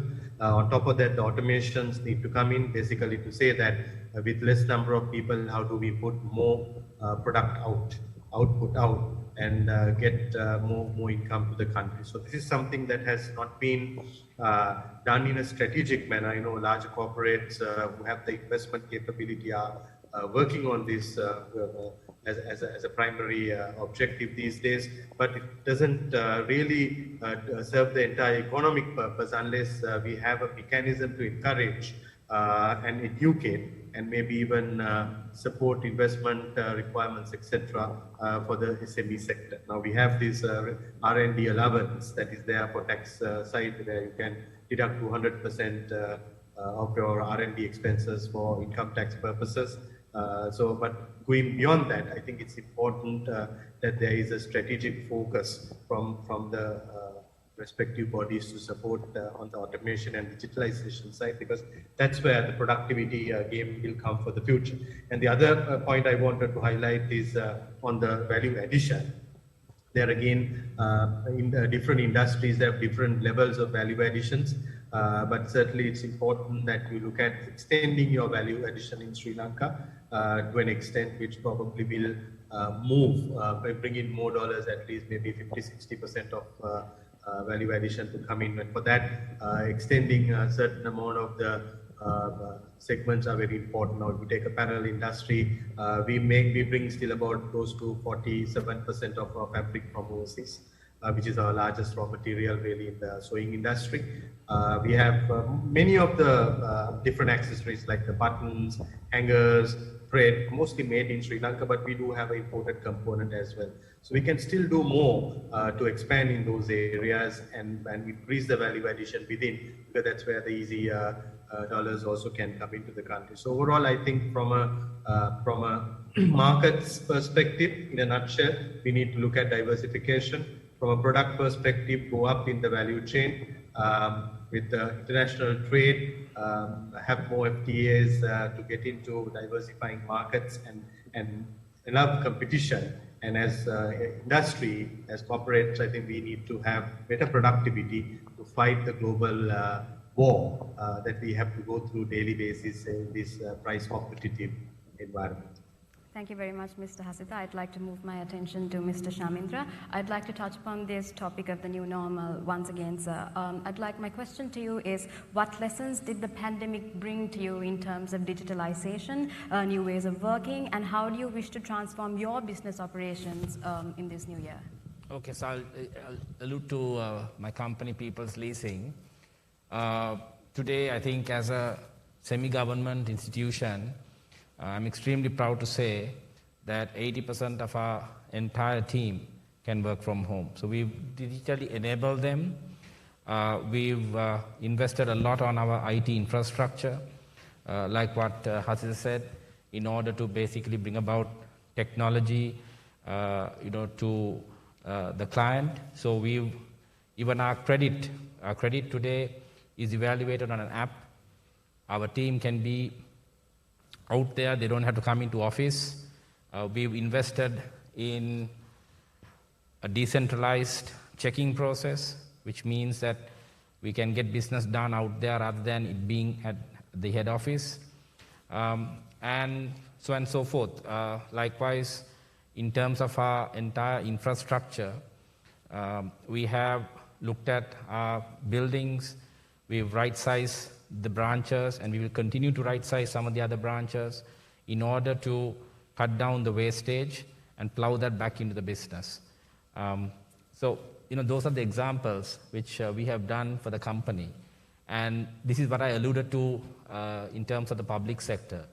I'm basically trying to showcase, or we are trying to showcase People's Leasing as a company where we've cut down the waste. Today, we all work on e-memos. We don't sign anything, we don't have wet signatures, so we sign off on electronic signatures.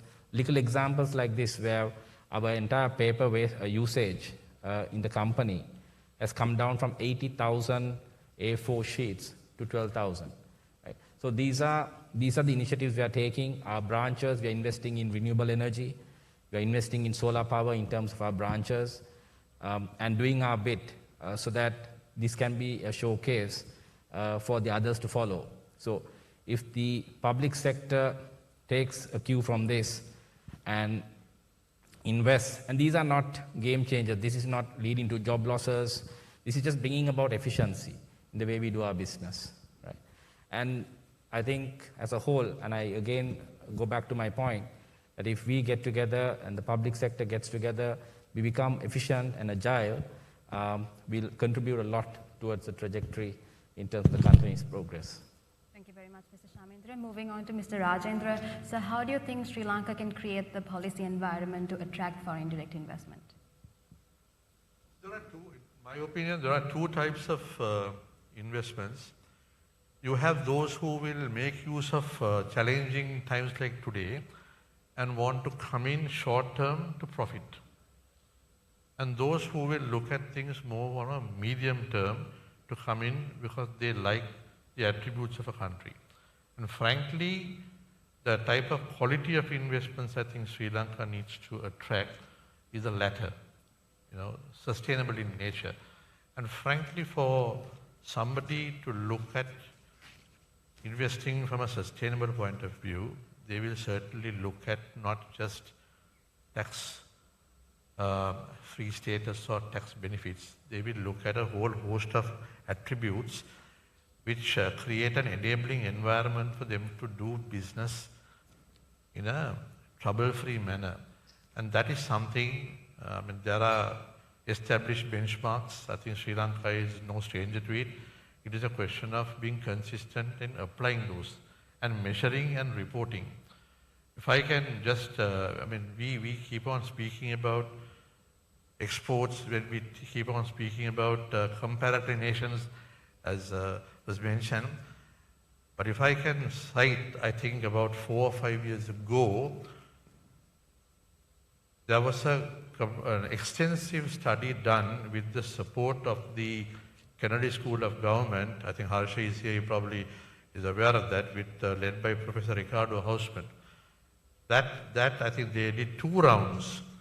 And a lot of what we are talking today was done with objective evidence and presented. So there is really no need to go and reinvent the wheel. It's a question of taking something like that and taking the positive attributes of that and following. Similarly, we speak about the need for a comprehensive national export policy.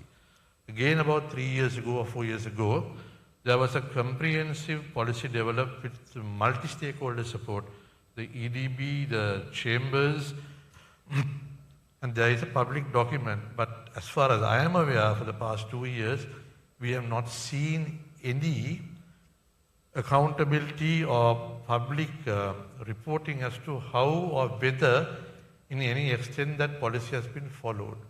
So then one asks ourselves, are we reinventing the wheel? Thank you very much, sir. I'd like to move my attention to Dr. Roshan. Dr. Roshan at the Advokata Institute, you led the research effort for the report, A Framework for Economic Recovery. My simple question to you is, Doctor, could you explain to us the urgency of implementing these reforms? Thank you, Satya. I think I'll start from, where some of the previous speakers spoke about basically the need to stimulate economic growth and improve competitiveness, really. And I think that is really, the macro stabilization is key, and I think that is very urgent. But I think in parallel, we also need to have some reforms to stimulate economic growth and improve our competitiveness. And I think Hasitha also mentioned a lot about productivity-driven growth, but I'll look at it more from a macro point of view and how we can actually have this more sort of productivity-driven growth rather than the kind of growth that we've had in the past few years. So firstly, I think one thing we need is to have more flexibility in both our interest rates and the exchange rate, because we need to allow market forces really to guide the allocation of resources, the allocation of scarce resources. And I think that's something that is impeding growth. We've got an exchange rate which has an anti-export bias at the moment. And I think all the speakers here spoke about the importance of exports. And I think that is one area that we really need to address if we are going to attract export-led growth, or if we are trying to stimulate exports. But we also need some structural reforms. So in parallel, we need some structural reforms. I think you can't talk of exports without talking about FDI and having some foreign direct investment coming in. I think one of the key areas really that we spoke about in the report that you referred to is basically how do we improve the doing business index, or how doing business, not the index really, but just how do we improve the doing business environment. And I think that applies not just for the formal economy, but I think there's a huge informal economy, and I think Mr. Hans Timmer referred to that. And I think that's really the key driver, or will be the key driver in terms of converting that informal economy into the formal sector. And to do that, I think you really need to improve the ease of doing business and the ability for that informal sector to come into the formal sector, both in terms of driving growth, but also, as I said, in terms of also improving our tax revenue collection. And that's a huge area that there hasn't been a lot of attention paid in the policy arena. The second one, of course, I think also was mentioned in terms of unlocking land supply. I think someone mentioned that the government is one of the largest owners of land. And I think Mr. Tyagaraja also mentioned the study that was done by the Harvard CID, and one of the binding constraints they found was really the inability to access land. And even if you speak to investors, I think this is one area that really comes up. So unlocking this land, the potential of the land in the country, I think is one area that really needs to be looked at. The other one is, of course, labor markets, having more flexible labor markets. If you look at countries that are really, particularly in the pandemic, that have been able to sort of shrink and then grow, are those that have had more flexible labor markets. And also getting our females into the labor force. I think that is a huge area of untapped potential. Someone mentioned that there's a huge female labor force in the IT sector, and that's great, but still there are labor laws that prevent women from actually being able to participate, particularly in these areas, because of restrictions in the labor laws. So the labor laws plus, of course, the enabling environment, you need to have the infrastructure to enable them to be able to participate in the labor force. So I think that's another area that really needs to be developed. And of course, human capital.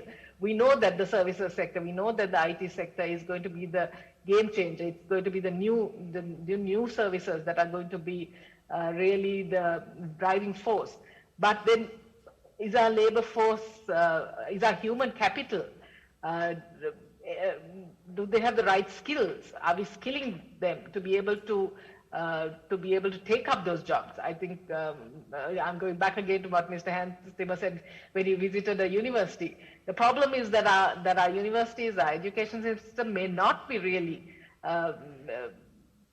addressing that issue or developing the labor force to be able to take up those positions. But I think you can't really only put the blame, or you can't really expect only the government to do that. I think the private sector really needs to come forward, because finally the private sector are the people who are going to really benefit from this labor force. So I think there needs to be more concerted effort in training this labor to be able to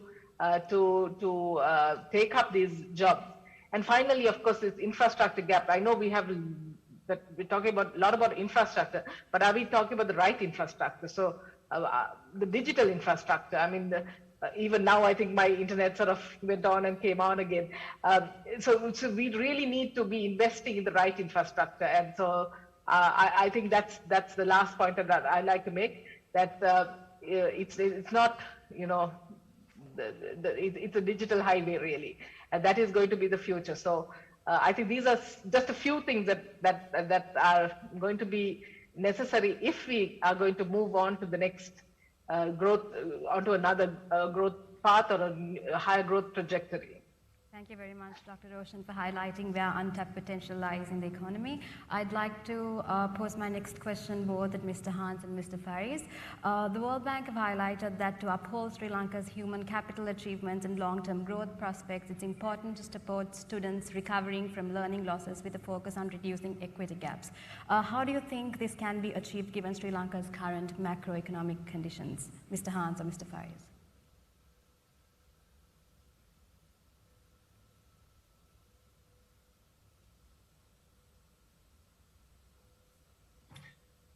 Yeah, a couple of observations to kick it off, and then Faris can give the real answer. First of all, I think at the moment it is very important to focus on how to recover from the lost education of the last 2 years for a big group of kids in Sri Lanka. As I said in my presentation, there was a big divide between those kids that had the opportunity to learn remotely and those kids that did not have the devices to do so. And it is very important to recognize that and to address that issue and to make sure that this is not a long-lasting experience for those children. A second observation is that when we look at the new sectors, the new services, the new opportunities, then you indeed do need skilled labor. These services are more skilled intensive than the old manufacturing. That is true, but not necessarily these skills are all built up during the formal education.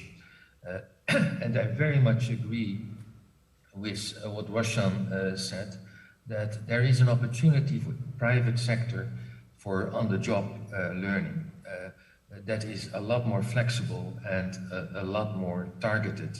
And if you need changes in education laws or labor laws that make it possible to recognize that kind of on-the-job education, that is very important. That is what you see in many other countries, that IT companies, they are not waiting for people to come out of schools with the right skills, but they want the opportunity to educate them in their firms. So two points to kick it off. We have to realize that education came out from a very difficult situation over the last 2 years with remote learning. You have to correct that. And secondly, you really have to think about more opportunities for on-the-job training. And then I'm convinced that the human capital is there in Sri Lanka, also comparatively compared to other countries in South Asia. Faris, over to you.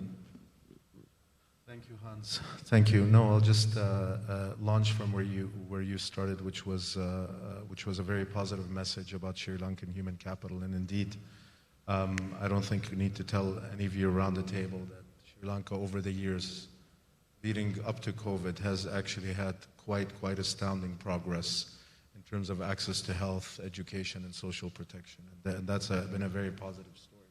Now, clearly, the impacts of COVID have been tremendous, not only here and across the world, but also here. In addition to the learning losses of what Hans has said, the irreplaceable loss of life, you also had this aging population, which you've had for a while, and that burden of non-communicable diseases, which was not really, that was defrayed and delayed.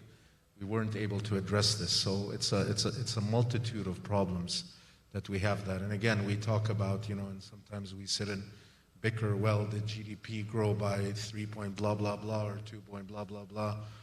And to me, that's really beside the point. The reality is this 1 year that we've seen this year, last year, of impacted education, kids not being able to go to college, what is that going to mean for the GDP and productivity a few years down the road? There's been a delay now that we're going to feel the butterfly effect of moving forward. So that's something we really need to focus on. One needs to give credit where credit is due. I do think and feel strongly and say this quite forcefully that I believe the government's response in addressing the immediate health crisis, including with vaccinations and with everything, has been quite good. Certainly, if you look across the region, the performance have been quite good. And I think that is a very important thing. Now, moving forward, what do we need to do to keep our eye on the prize in the sector? One is to reverse the damage that has been done because of COVID, and secondly, keep our eye on the prize. Look, we're in a situation of a tight fiscal constraints. There's insufficient resources out there. So we need to find out and be very clear on what are the cost-effective solutions to address this. Not all solutions in health and education, nutrition, what are the cost-effective things? And there are things that can happen. Hans talked about some of them, which is really important. Others is the issue of the teachers' the professional development. These are areas we need to prioritize right now. Focus on productivity, which is critical, and that's Dr. Roshan and Hans have said that as well, and others. Revitalization of the private sector, particularly, and also Samurdi. Samurdi is very important. So we talk about health, education, etc. But what about the vulnerability? Those who have been vulnerable, those who are not able to do that. Better targeting, focusing on addressing the targeting aspects of Samurdi, making sure that nobody's left behind.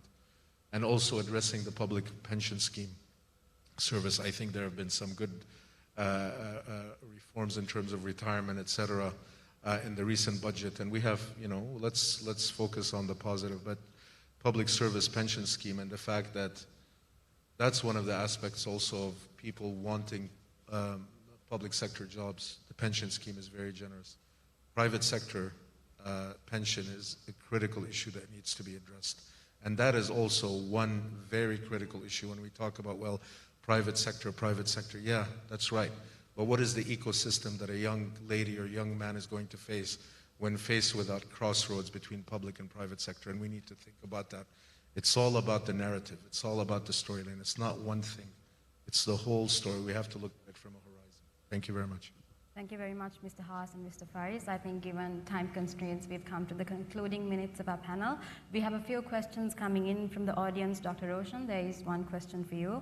The question is whether there is a possibility for Sri Lanka to move into a hyperinflation status.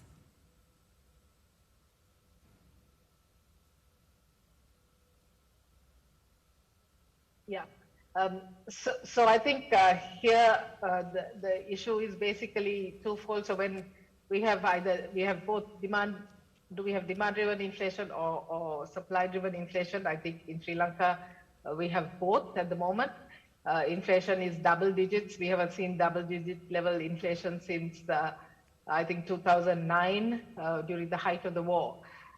So one thing is we've had very high financing of the deficit through deficit financing through the central bank's deficit financing, which is basically money printing.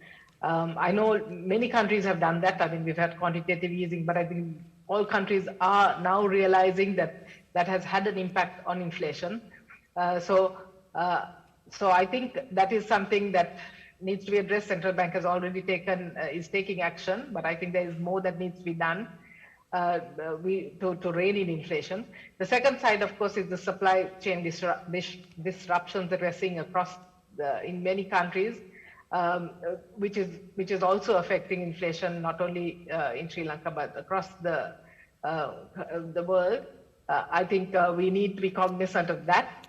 And we need to take proper measures to be able to address that. So one of the things, of course, is I think energy prices are rising.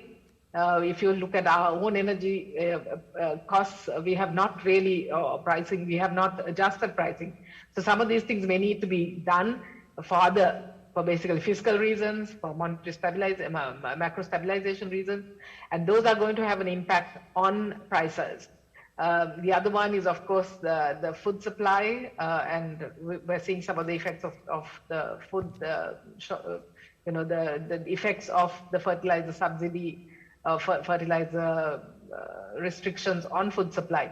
So I think these three factors, or some of these factors, really need to be taken into consideration when we're looking at inflation.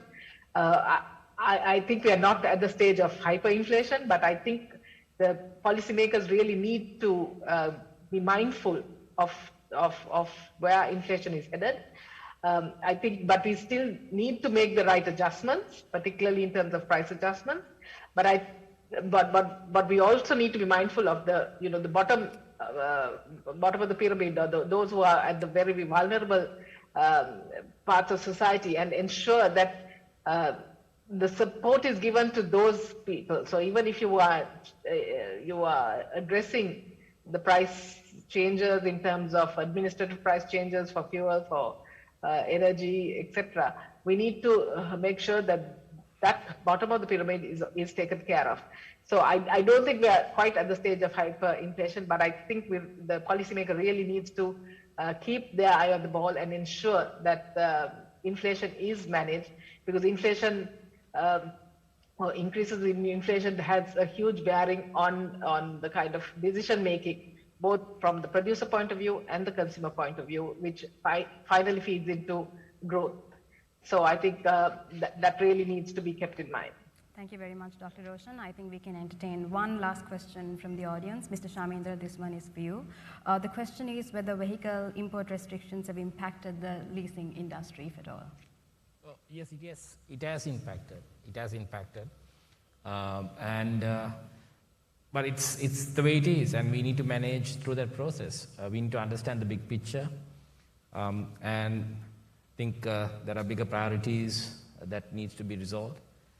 As a business, we will do what is best, and it also gives an opportunity for us to look at other areas which we have not done or gone into. So there is a second-hand, or rather a used car market that has seen a considerable increase in prices. There are fears about bubbles. So, I mean, this is all part and parcel of what's happening around us. And we will, I mean, as a company, we see a market share which we lost 3 to 4 years back, which we can regain. So we will work towards that, and we will work towards diversification of our business in order to stay competitive. Thank you very much, sir. With that, I think we've come to the conclusion of our panel discussion for today. A warm thank you to Dr. Roshan Perera, Mr. Hasitha, Mr. Rajendra, Mr. Shamindra, Mr. Hans Timmer, and Mr. Faris. We highly appreciate you taking time out of your busy schedules to be here today with us. And thank you to all of you being present and joining in with us both in person and online. We wish to see you once again with a similar discussion. Thank you very much. Have a good night.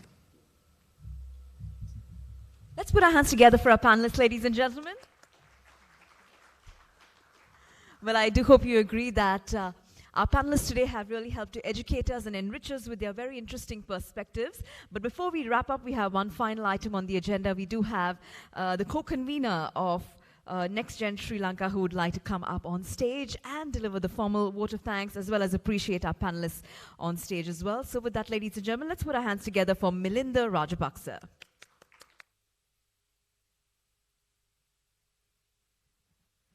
Good evening, ladies and gentlemen. Usually at the end of NextGenSL events, some of you have attended our previous events, to keep both parties, all the parties happy, Rasika and I both deliver vote of thanks. Rasika in English, because for some reason Colombo thinks SJB should speak in English, and then me in Sinhala. Since the priority today at the moment is dinner, only I will be delivering the vote of thanks. So, distinguished guest, especially representing SJB today, apologies me for my English. But however, I have a written, prepared speech, not because of SJB, but my office boss, Director General of the Government Information Department, is in the audience. So, NextGenSL was found to debate. We have talked about this many times. We have debated at many places, from Vihara Mahadevi to Shangri-La, from 52 days of government. That's when we found, Cecily is here, one of our founding members. Most of our founding members are here today. From 52 days of government to date, we have debated. We have fought for our political ideologies, for our policies, for our parties, different parties we are representing, to protect what we stand by. NextGenSL brings politically different ideas and politically different people to one room. But most importantly, we usually don't have fancy rooms and dinners like this. So we must thank World Bank Group for helping NextGenSL to bring such an amazing panel together today to such a nice place. Faris, Country Director for the World Bank Group here in Sri Lanka, thank you very much. And please give a... And Chio is not here, Country Manager of the World Bank, but she's watching us online. Thank you very much, Chio. And thank you very much, Mr. Hans Timmer, World Bank Chief Economist for South Asia. When we planned this event, actually a few weeks ago, when we met and when we planned this event a few weeks ago, Hans was supposed to be here physically. But before Hans, Omicron came. But thank you very much, Hans. And then Mr. Rajendra Tyagaraja, senior banker and former chairman, Ceylon Chamber of Commerce. Thank you very much, sir, for being here. And then my friend Shaminda, CEO of People Leasing. Actually, I called Shaminda to invite for this event a few weeks ago, 2 weeks ago, and I said, Shaminda, bro, you have to defend the government. That's what you have to do in the panel. And Shaminda didn't answer my calls for a week. Thank you very much for being here. I'm kidding, actually. I talked to Shaminda more than I talked to my wife. Shaminda, thank you very much for being here today. And Dr. Roshan Perera, thank you very much, madam. Most mispronounced name in 2022, probably. It's not Roshan, as many of you ask. It's Miss Roshan. Thank you very much, madam. And then my dear friend Hasitha. Hasitha, thank you very much. Same story. You were supposed to be here physically a few weeks ago when we invited you. But thank you very much for being here. While entire home front is positive, so you are excused now. As you told me, after 9 o'clock, you have to wash dishes, wash kids, so you are excused. Thank you very much for being here, Hasitha. Then our kind moderator, Satya, thank you very much for making this a wonderful conversation. You have been with NextGenSL and supporting NextGenSL for some time. Then former Deputy Minister Harshada Silva, thank you very much, sir. It's an honor to have you here. You have been to many NextGenSL events. It's encouraging. Thank you very much for being here. And then 2 young parliamentarians from my opposition, Honorable Mayantha and Honorable Arshana. Thank you very much for being here. It's an encouraging. Then Trishma, thank you very much. Have been a very big support to NextGenSL. And finally, you all, very dear friends who represent different political ideologies. You all are here in this room today. Most of you have different political ideologies, different political beliefs.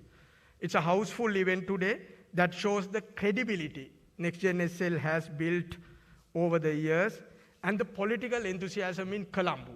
So that's very encouraging for young politicians like us. Thank you very much. Supun and the team, our Facebook Live was very well received across a number of platforms, a number of comments, number of suggestions, number of different debates under the Facebook Live. So thank you very much, everyone, for watching online and joining us.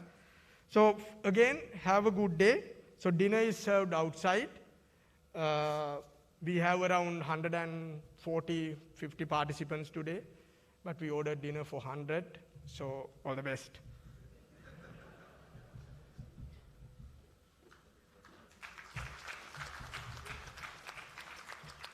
Well, thank you very much, Melinda. We do have special tokens of appreciation coming to our panelists who are here with us physically, of course, the panelists who are joining us online, we'll find a way to virtually or physically send it to you. But for now, to thank our panelists on stage, of course, we have special tokens coming up right away. On that note, ladies and gentlemen, as we thank our panelists as well as our wonderful moderator, we thank you all for being here with us at this discussion on the Sri Lanka Growth Strategy 2022, organized for you by NextGen Sri Lanka in partnership, of course, with the World Bank. And as Melinda said, it's now time, ladies and gentlemen, for dinner and fellowship. So please do join us, and we do hope you have an enjoyable rest of the evening. Thank you, and have a good night.